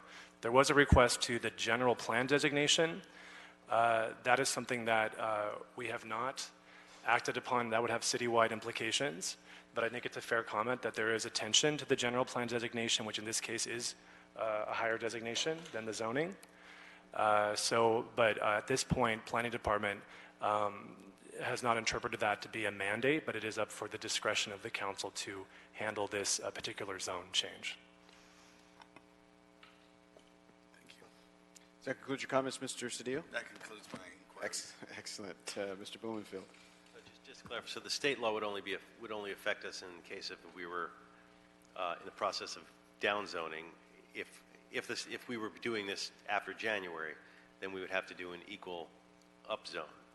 Correct. So even if this were January, it wouldn't the new state law wouldn't actually impact this. Is that right? That's correct. Kevin Keller, again, for the record. The new state law will preclude the city from essentially downzoning itself for about 5 years. However, in the event that there can be a net upzoning, if we do downzonings in the future, we'd have to find a corresponding area to upzone. That's not the case here. This is a request for an upzone, and it also is not January. But this is not an applicable case under that precise segment of the state language. All right. If that concludes our comments and discussion on the matter, based on the comments made by the Council District 7 representative, as well as comments made by the public today regarding recent wildfires, the site's topography, ingress and regress, traffic issues, more environmental analysis is needed, and so I move that we deny the requested vesting zone change and adopt the findings that have been read into the record by the representatives of Council District 7. There's no objection. Second. It's been seconded by Mr. Blumenfeld. If there's no objection, that'll be the order. Thank you. Thank you all for making the long drive and cooperating with our time limits. Takes us to item number 14. Item 14, Councilman. This is a report from the East LA APC. It relates to an appeal by Peter Parrish, who's appealing the environmental clearance, the categorical exemption for the construction of 2 single-family dwellings in CD1.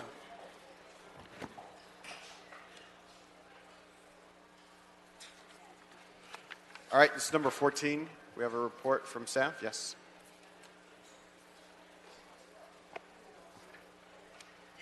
Item number 14.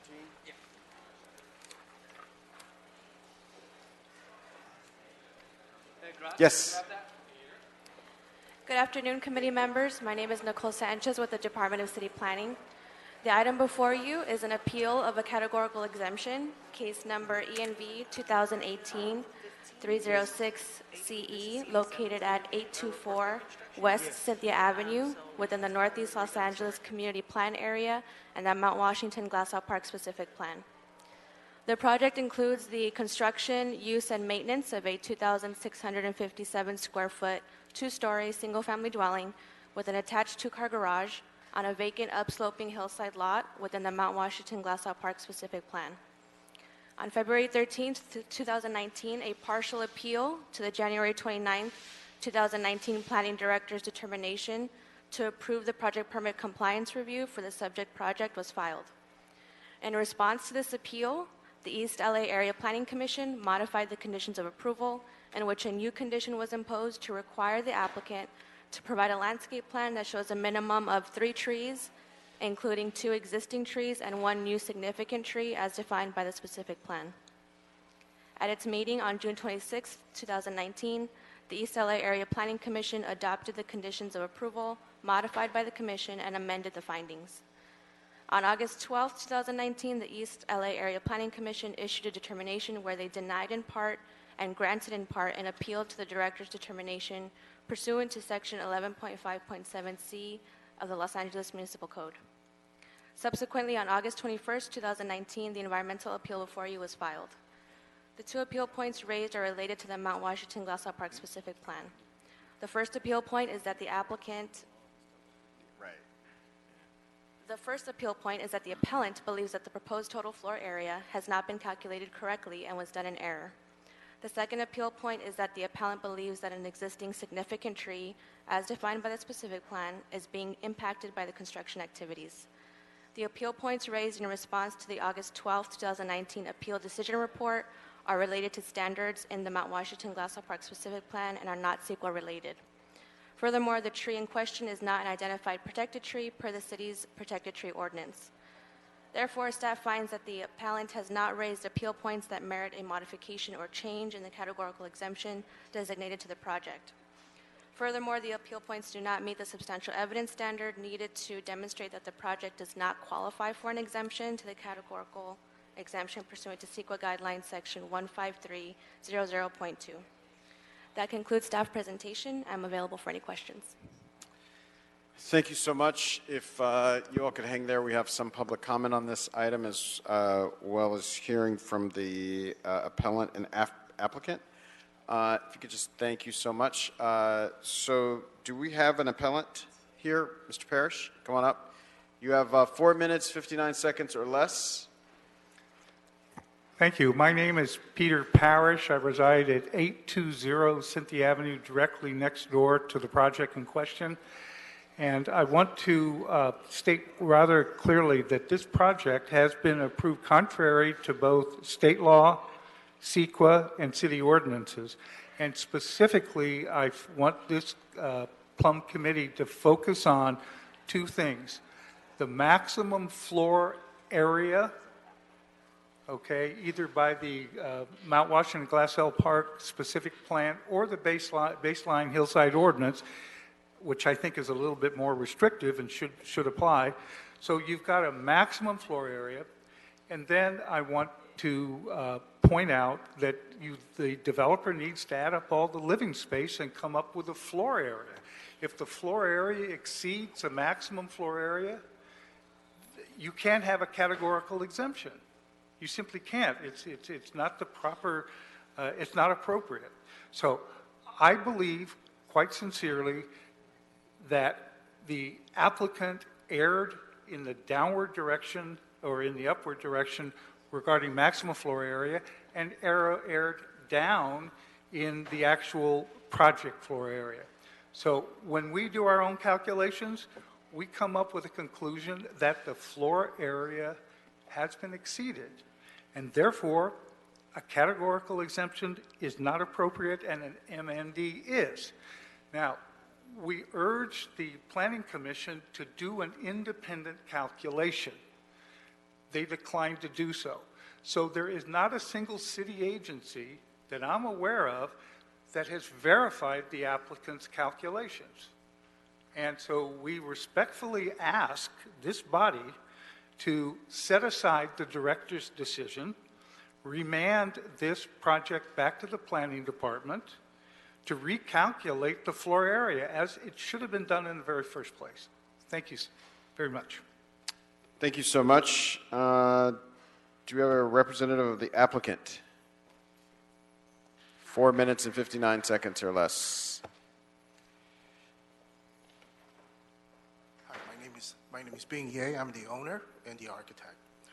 This project have gone through every single process and procedure by the code, and it's been reviewed, specifically the square footage, by at least 3 planning department members due to staffing change. And everything is being checked, everything is per code, and then this also being checked by building safety. At least 2 plan checker and their supervisor have looked at it, and they actually came up with the list square footage. But nevertheless, I think the argument that Mr. Parrish had was he's tried to add a courtyard into the square footage, and he's tried to call that, instead of a courtyard, a shaft. So just for the record, definition of a court based on building code: an open, uncovered space, unobstructed to the sky, bound on 3 or more sides by exterior building walls or other enclosing device. A definition of a shaft: an enclosed space extending through 1 or more stories of a building, connecting vertical open in successive floors or floors in roof. So a shaft, it's an enclosed space with a roof. So a courtyard is open. I have been an architect for 30 years. In any city, a floor area of open space does not count into a floor square footage.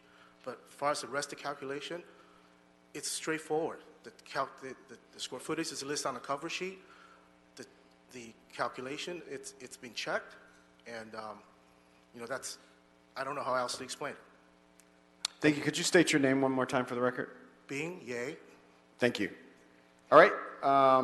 We have a couple of public comment speakers. One of them is Wayne from Encino, and another one is Mark J.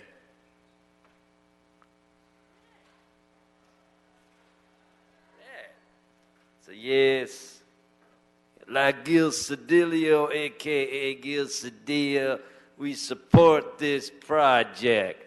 I'd like to thank every single pimp that was helping in this project. I'd like to thank all of the bagmen that have put all the money together, especially that last payoff. Man, we almost got caught down there, Gil, but we made it. We got it to staff. I hope you enjoy those 94 gift cards over there to Target. That's all I could get you. There wasn't enough time. So, you got to rolling speak on into this Benjamin. topic. You got to speak on this topic. That's what I'm doing for. I'm telling you how we doing this. Now, that's why I want to build an extra house, though, on this project. So if you can modify this condition to add another 400 square foot granny lot, I would most greatly appreciate it. And I'm sure Mr. Price loves the idea. And I'll get you some gift cards, too, if you do it. Thank you, Foo. All right. Do I have Mark J.? I don't know who that is. Okay. That concludes public comment on this. So maybe I'm Mark Kenyon. I put my speaker in. Well, you spoke for 5 minutes, so I didn't speak it. No, Huh? no, I didn't speak at all yet. Okay, I'm so sorry. No, that's One fine. of you Thank is wearing glasses. All right, go ahead. Thank you very much. My name is Mark Kenyon. I'm here representing myself and the Mount Kenyon, got Washington Alliance.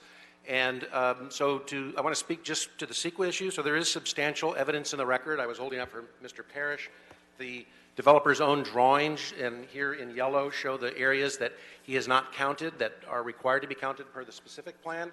The main one is this area, which is the covered porch area. That's required by the specific plan. It's in the specific language of that plan. The project is about 430 square feet over that limit. And CEQA requires under the land use checklist 10B for the city to disclose and mitigate all land use impacts, particularly when they relate to environmental effects. In this case, the violation of FAR is a clear black letter law violation that was adopted for the purposes of fire safety, aesthetics, and other environmental impacts. Thank you. All right, thank you so much. That concludes public comments. My apologies, gentlemen. Mr. Cedillo. Move to. All right. So we'll find that the project is exempt from CEQA and deny the appeal by Mr. Parrish. Without objection, that'll be the order. That takes us to item number 15. Item 15, Councilman, this is a report from the Planning Commission that includes an appeal by Alejandra Castro, who's appealing the adequacy of the categorical exemption for a 100% affordable housing project in CD1. And if you all could indulge me, if you could just slide, I got a number of public comment cards on this item, and I'll ask folks to come and give testimony, and hopefully you can give your presentation, which will include responses to said testimony. All right, I need item number 15.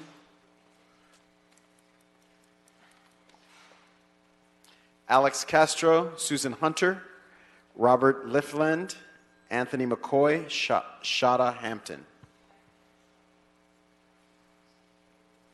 So she's the appellant. Does she get 5 minutes? I'm so sorry. You're correct. Appellant, please go first.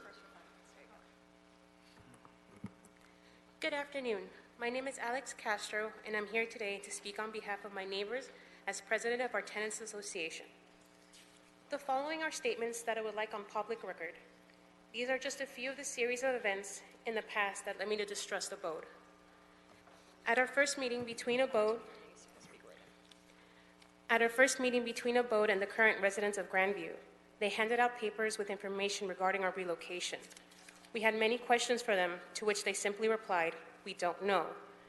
In the general information notices regarding on who was eligible for relocation, it clearly states, aliens not lawfully present in the United States are not eligible for relocation assistance under the Uniform Act. We were also told we do not have the rights of first refusal. We were to apply like anyone else who had not been a former resident of the Grandview Apartments. This left us all concerned about our futures. It was around this time that Overland Pacific and Cutler, LLC, began to initiate their survey process. However, in my personal experience, the way they conducted these surveys was borderline harassment. During a second meeting between Abode and the Grandview tenants, Abode stated that those of undocumented status can indeed receive relocation assistance. We were also informed that we would have the right of first refusal. In our third meeting with them, it was stated that the project had been delayed. There was nothing else that they said that they hadn't already stated. However, in this meeting, many of my neighbors expressed their frustrations about how poorly the property was being managed. Many repairs were taking forever to be made, even though many were reported formally and given to our landlady. Our levels of concern and anxiety over our futures was growing, compounded with their ever-changing stances. On Wednesday, December 4th of this year, Abode sat down with me and addressed many of my concerns regarding the whole process. I applaud them for this effort, as it seems this is their way to rectify what has occurred. Many of the requirements to come back were either taken off completely or are now much more lax. Even Overland Pacific and Cutlery addressed my opinions over their business management. My biggest concern, which I want on public record, is that none of us at the Grandview Apartments should have to face homelessness. Whether my neighbors choose to leave of their own accord or come back to the new apartments, I want everyone to be taken care of. Some households do not qualify to come back according to what ABODE is setting as their income tier. We don't know what will happen in 2 or 3 years from now, but at present, some household incomes are higher. It is unfortunate that margin where many are disqualified from low-income benefits, but are still too poor and struggle to get by. ABODE in good faith has stated in our meeting that there will be new updated surveys of incomes in order to better serve the tenants so that everyone's housing is secured. I hope in the future there will be more open communications between all parties, now with many of ABODE's promises in writing, both in English and Spanish. In addition to this, I believe the current project does not qualify for a CEQA exemption because it fails to account for the cumulative impacts of other projects that are either proposed or are on the pipeline.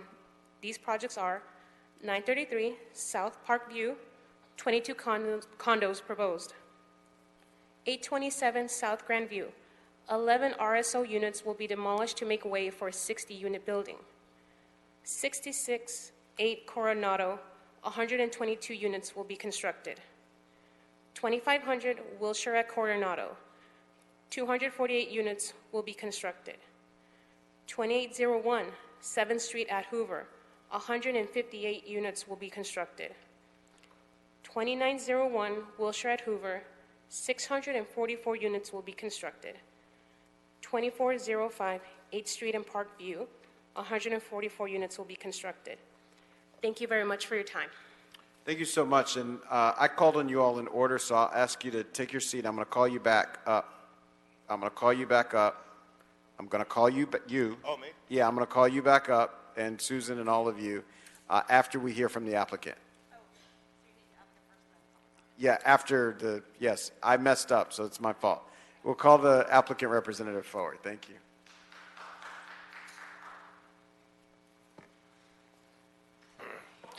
Good afternoon, council members. My name is Jim Reese. I'm here with the land use consulting firm of Craig Lawson Company, here representing the applicant in their endeavor to redevelop this site with a 100% affordable project. I have a few comments I'd like to make, and then I would like Robin Hughes from Abode Communities to also speak to this item. We appreciate the opportunity to be here today for this project. This project is a 100% affordable project. We will have 99 restricted affordable units.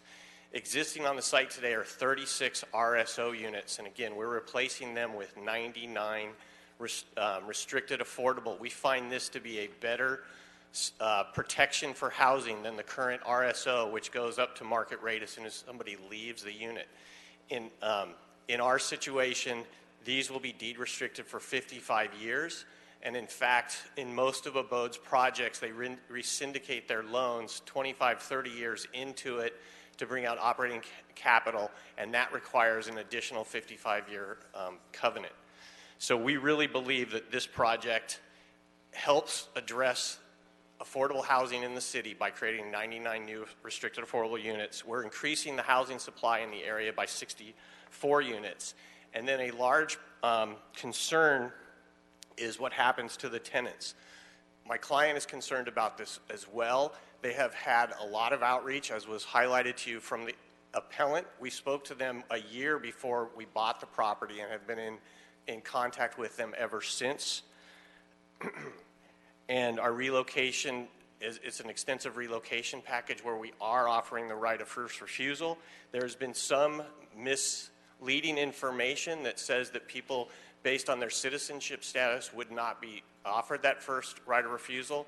That is just inaccurate. 45 of the units being constructed will be with state and local funding, which do not include any kind of citizenship restrictions.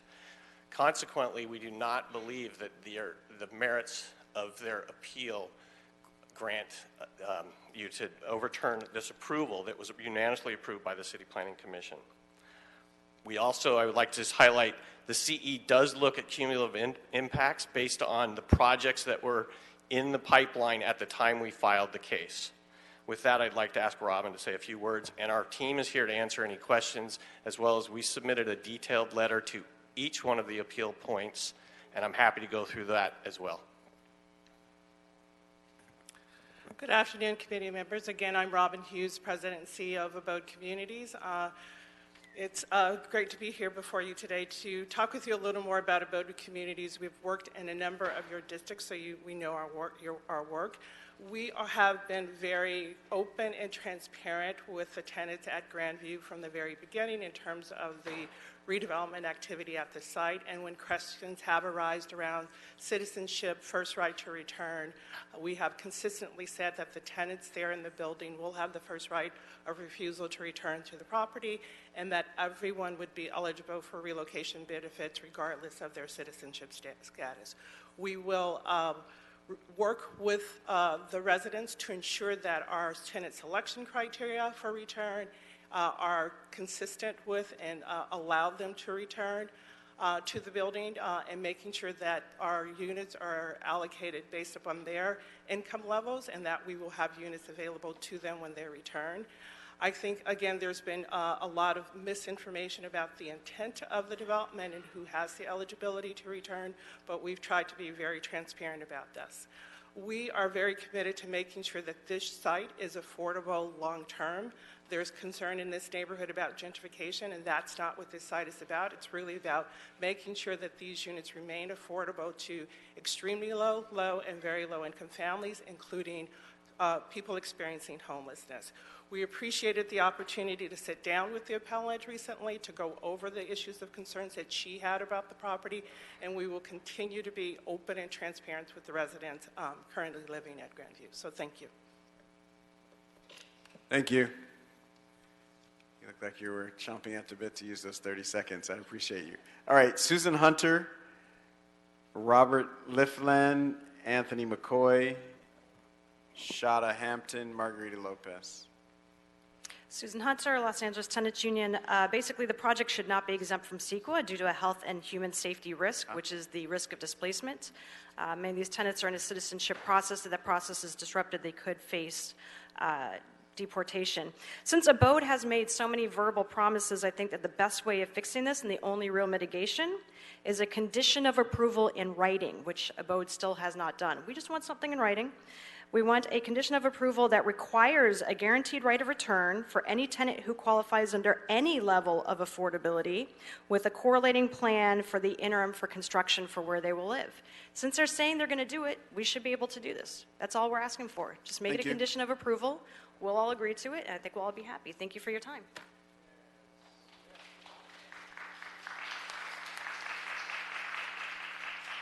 Yes. Hi, I'm Robin Liffland. I'm a member of the MacArthur Park Neighborhood Council. I'm also... You get a little closer to the mic, Ms. Liffland. Sorry, I'm Thank short. I was one of the MacArthur Park Neighborhood Board Council members with Jose Feliz Larios who went out to that site after we were contacted by the Grandview tenants. They were feeling harassed. And although they say otherwise, we heard directly from these 36 families that they were being questioned about citizen status. They were being offered cash for keys deals. The non-citizens were offered $50,000. Citizens were offered $100,000. This is not legal. There were other problems. Do you have a written record of that? No, but I have witnesses. The other thing is a legal right of return is a legal right of return. What Abode has done has put qualifications on it. They have put obstacles to it. They have put credit and other sort of jumping through hoops to get their legal right of return. Thank you. That's your time. That's your time. That's your time. Please take your seat.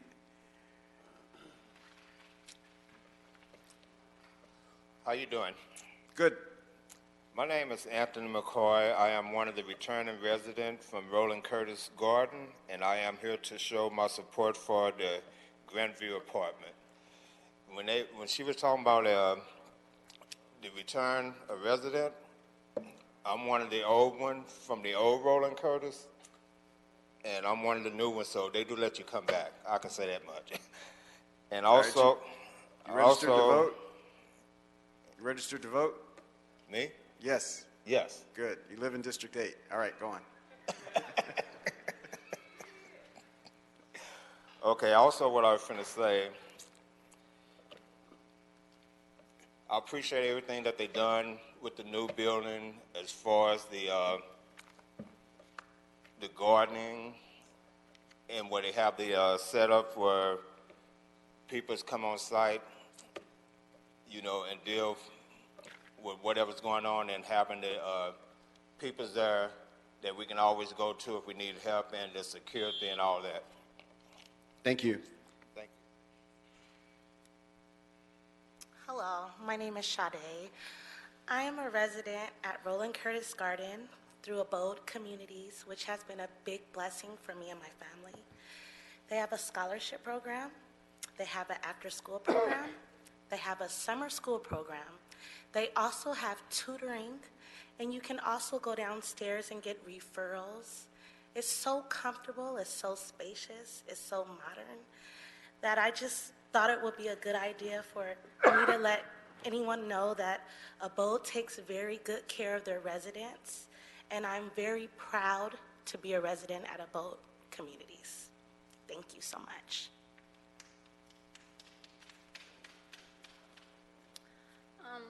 ¿Me pueden traducir, por favor?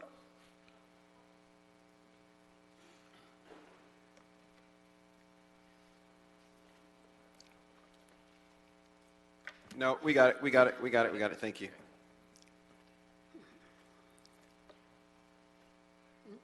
Mi nombre es Margarita López, soy presidenta del Concilio Vecinal MacArthur Park.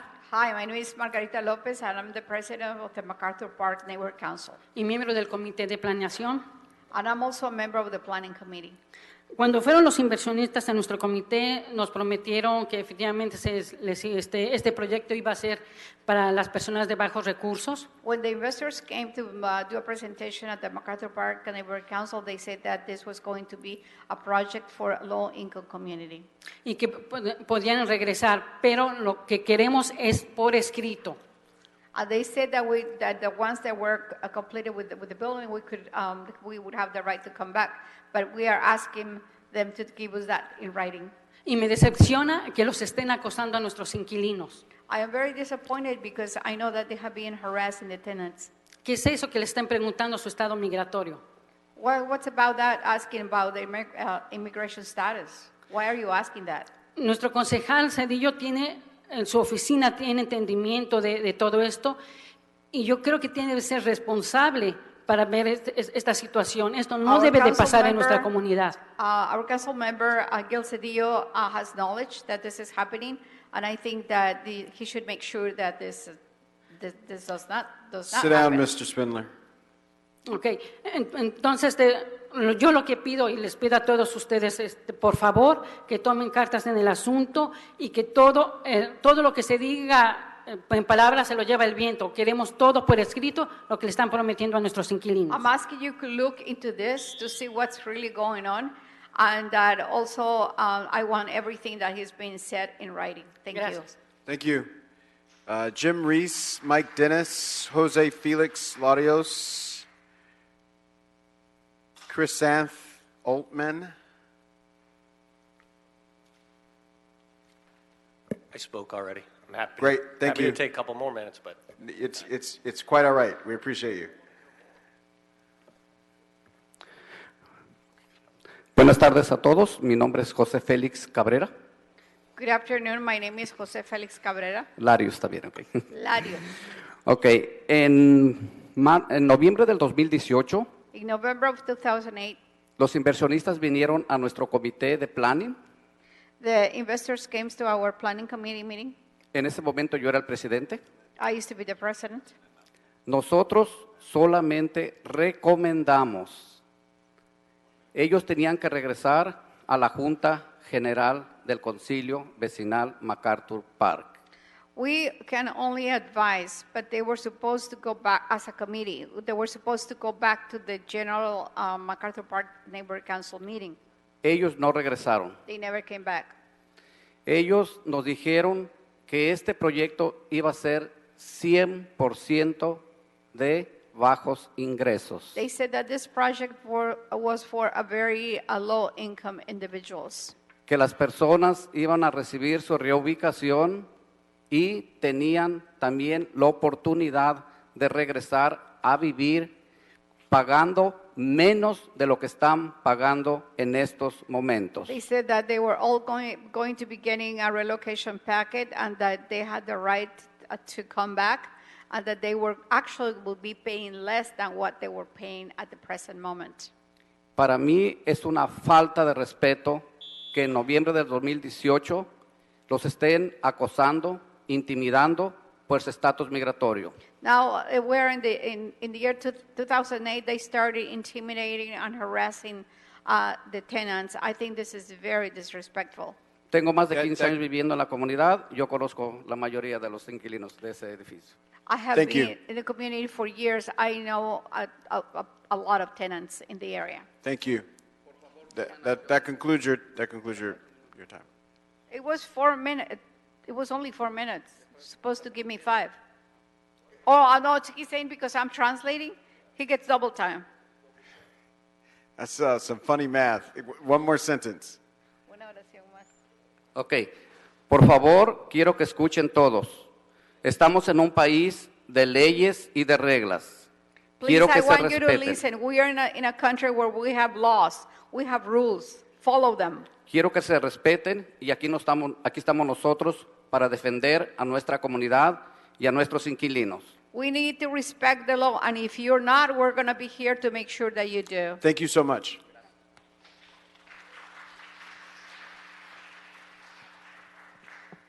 Good afternoon. Mike Dennis with the United Way, Everyone In campaign. We urge this committee to deny the appeal and move this project forward. We've been in full support of Abode's proposal for a while now. We badly need affordable and supportive housing all over the county. Unfortunately, on our campaign, we deal with neighborhood fights with every single project. People support more dollars for supportive housing. People don't want to see encampments, but when it comes into their neighborhood, they don't want to do it there. In this case, losing RSO housing is never ideal, but when we have a huge net gain in affordability, I think it's something we need to take seriously. The other thing I want to add too is that this is Abode. Abode has a long track record. They've got integrity. They've come through on their promises, and they're going to continue to come through on their promises with this project. Otherwise, we wouldn't be supporting it. So I urge you to take that action. Thank you. Thank you. Chrysanthi Altman, LA Tenants Union. What we're hearing from the other side is great words. We're hearing great things. We're just out here saying, it's been a year. You've been contacting these tenants for a year. How come this isn't in writing yet? I also want to reiterate that our understanding is that this project does not qualify for a CEQA exemption because it fails to account for the cumulative impacts of other projects that are happening in the area. And finally, once again, we need to put this in writing, and it's so important that we provide interim housing for those who will be displaced in Westlake. So even if there is a right of return, providing that interim housing, we have many families. We have children who go to school across the street. I know you all are here to champion the people that we have in this city, undocumented tenants in this city. We urge you to do that in this neighborhood as well. The families are scared. If this process had gone smoothly, then we wouldn't even be in this place. Thank you. All right, we have a report from our Department of City Planning staff. Okay, good afternoon. Good afternoon. My name is Nuri Cho with City Planning. The item before you is an appeal of the Class 32 categorical exemption for a project that proposes to demolish 18 duplexes for a total of 36 units and construct a 6-story multifamily residential building containing 100 dwelling units, including 99 units restricted to extremely low and low-income households and a market rate unit. On September 26, 2019, the City Planning Commission denied the first level appeal by the same appellant, approved development incentives under the TOC program and a site plan review, and determined that the project is categorically exempt from CEQA Class 32. The appellant subsequently filed the CEQA appeal to Council on October 23, 2019, largely repeating the same concerns that were raised at the first level appeal to the City Planning Commission. The appellant contends that the project will result in a cumulative loss of housing and therefore is not eligible for a categorical exemption under CEQA.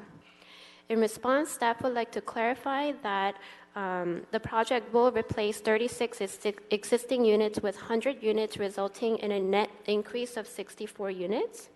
And as found in the justification for categorical exemption submitted to you via council file, none of the exceptions to an exemption apply to the project, and it does meet all 5 criteria of the Class 32 CE.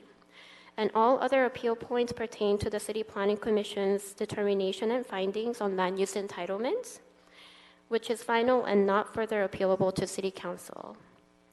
And as such, the appellant's appeal points related to the land use entitlement are baseless in the CEQA appeal.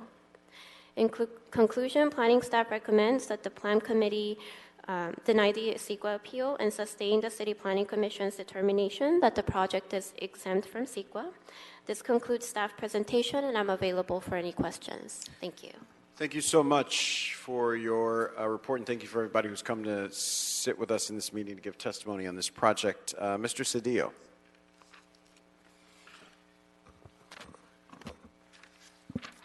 You know, I'm just amazed at this meeting. You want people to show up, propose housing. We had a room full of people here to stop 169 units, and not a word, not a peep, not a squeak from the tenants union.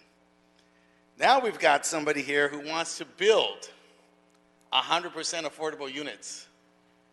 And the axiom of no good deed goes unpunished could never be more evident. In a community where we are doing our fair share of building affordable housing. The 6, just a few blocks away, has won awards both in architecture and design, and it's 100% affordable. Down the streets, the Paseo, 55, 60 units, Spanish style. Another great architecture design feature. My district office is actually there. Down the street, we have the lake, and they rescued La Posada, which is 60 units, affordable for single women, new parents. I mean, this is just amazing. The energy that we have misplaced, the unnecessary fear that just comes from purveyors of distrust and division. When we have a housing crisis, couldn't we put our energy someplace else? Couldn't we raise our voice a few minutes earlier to let people know that the decisions that we've had to make are decisions that are troubling for us because people have acres and acres of land in the valley, and we're here fighting over building more and more housing. And this is where we put our energy. It's just an amazing day for us today. And I know you raised some very poignant questions this morning about the failures of the private sector and what we need to do. In this instance, what we need to do is deny the bill. Thank you. All right. Mr. Blumenfeld, Mr. Price? All right. You got an amen from Mr. Blumenfeld? All right. There's been a motion to find that the project is exempt from CEQA and deny the appeal. Without objection, that'll be the order. Thank you so much. Thank you to everybody who came, and thank you to staff on this one. That takes us to item number 16. Item 16, Councilman, this is a city attorney prepare ordinance for accessory dwelling units and junior accessory dwelling units.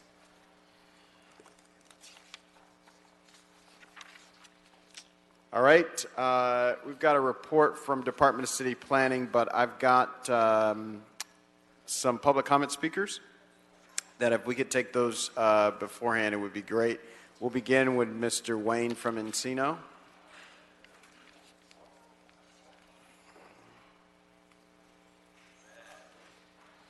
So yes, I was up in Pasadena last night about junior accessory dwelling unit. That's where it's under 400 square feet, and it's exempt from all taxes and assessments and costs. And that's what I want to do. So let's get on the Gil Cedillo plan of taking and building 10,000 junior accessory dwelling units next to other accessory dwelling units, and then we can have assistant accessory junior dwelling units next to other accessory dwelling units, and then stack them up to a height of 40 feet. That way we can put all of our little pimps and pimpettes all up in the bottom and the top. So the first district will solve the problem, and in the ghetto, that you figure it out. Because me and Gil, we figure it out. All right, I have an Elena on this. I don't see Elena. I have a Paula Bassin. Yes, District 7. I'll get it right one of these meetings. My apologies. Pretty close, no worries. Paola Basiana for Councilwoman Rodriguez again. Given the recent state legislation that revoked the city's ability to implement customized setbacks in relation to ADUs, which was a tool being used to accommodate for equine protections, Councilwoman Rodriguez would like to request that a report back be included, instructing the planning department with the assistance of the city attorney to report back within 30 days with alternatives to help protect equine uses, to include potential decreases in the buffer requirement in Municipal Code Section 12.21C5 for equine keeping structures and Section 1222A19 for residential building, and to include a conditional use permit exception for the locations of equine keeping structures. Thank you. All right, thank you. No horsing around from Council District 7. It's late in the day. It's late, Mr. Cedillo. All right, I think we have Council District 11. No? Council District 4?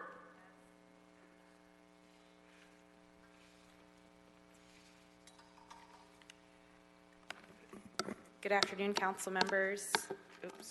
Emma Howard, Director of Planning, Councilmember Rue, Council District 4. After countless public hearings, we're finally here to finalize the ADU ordinance. Over the last year, the council member has sent me to every Plum and City Planning Commission hearing on the ADU ordinance to speak for the safety of our hillside residents. We are in strong support of the option that this body has arrived at. The council member believes this approach is the simplest approach yet proposed that will address the safety and feasibility issues which have been his concern throughout.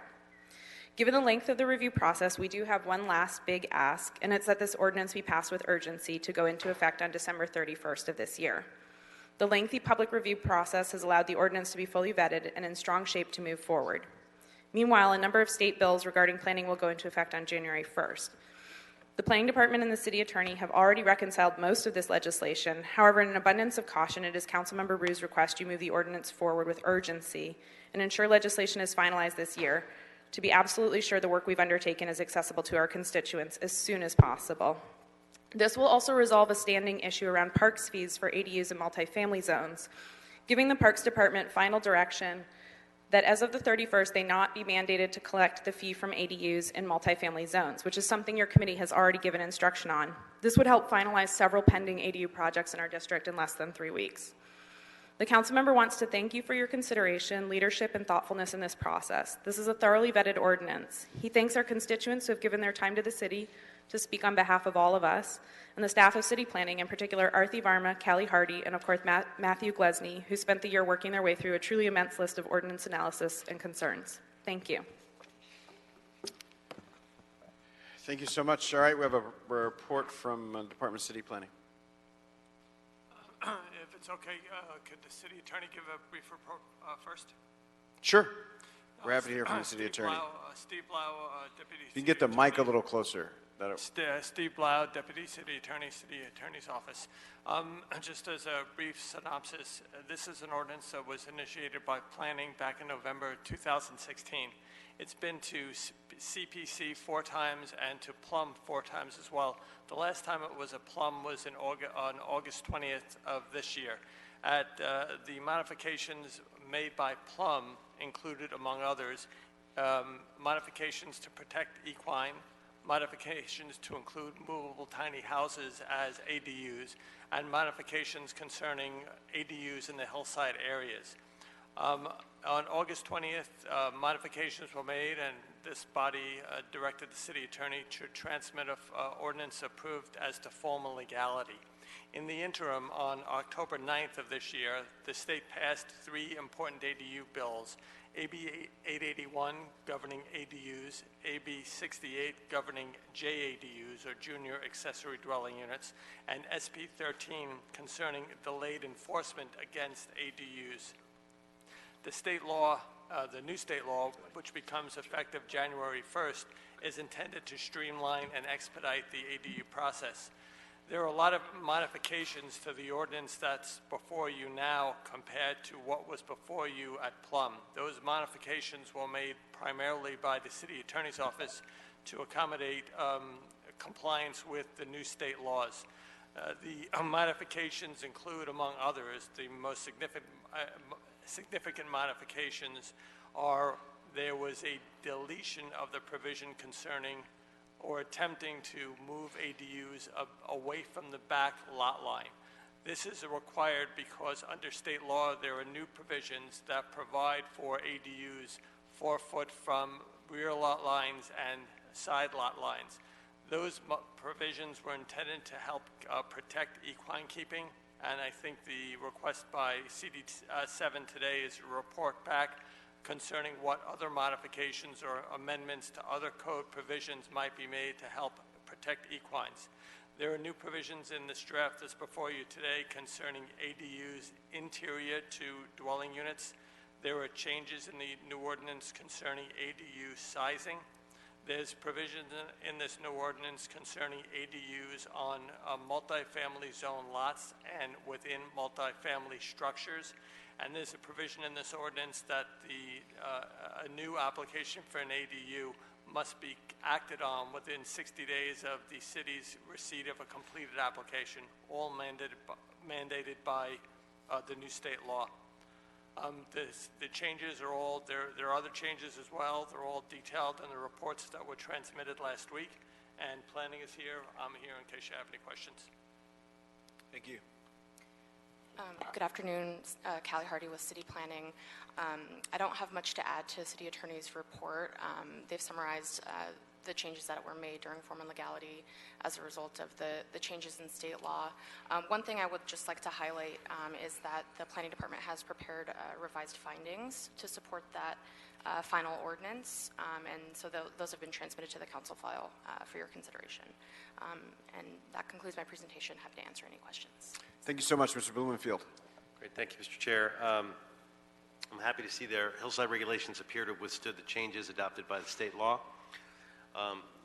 As the person who made the motion originally to protect the equine areas, I'm disappointed about, upset that we can't have a more nuanced approach to dealing with their placement and keeping the equine rights. I understand it. Ms. Rodriguez put forward a motion for us to activate our state lobbyists to try to make the changes up there so that we could protect our equine rights. And I certainly want to advance what she put forward, her staff put forward as a report back as well. And I'm happy to read that into the record if you didn't already have it. But I want to just make sure that we do get those report backs, that we look for any way that we can preserve, in the areas where we still have equine rights, it seems wrong that a neighbor can basically vacate those rights that someone has and has had when they moved into that area simply by putting their ADU too close to that fence. So I just want to emphasize that, make sure that we include her report back on the record, and as well as look at any other ways, and her report back I think includes this, any other ways that we can trigger those equine rights so that we can keep the rights that people have in those areas, even if we can't do it through this process. Thank you, Mr. Blumenfield. We'll accept that amendment. Any other discussion, Mr. Cedillo, Mr. Price? All right. Seeing none, we'll move this item as amended. Yes, and the language that CD7 read into the record has already been provided to the clerk. Excellent. And as far as CD4 is concerned, as to an urgency clause, that's already embedded in the ordinance. Excellent. Thank you. So we will adopt this motion. That'll be the order. And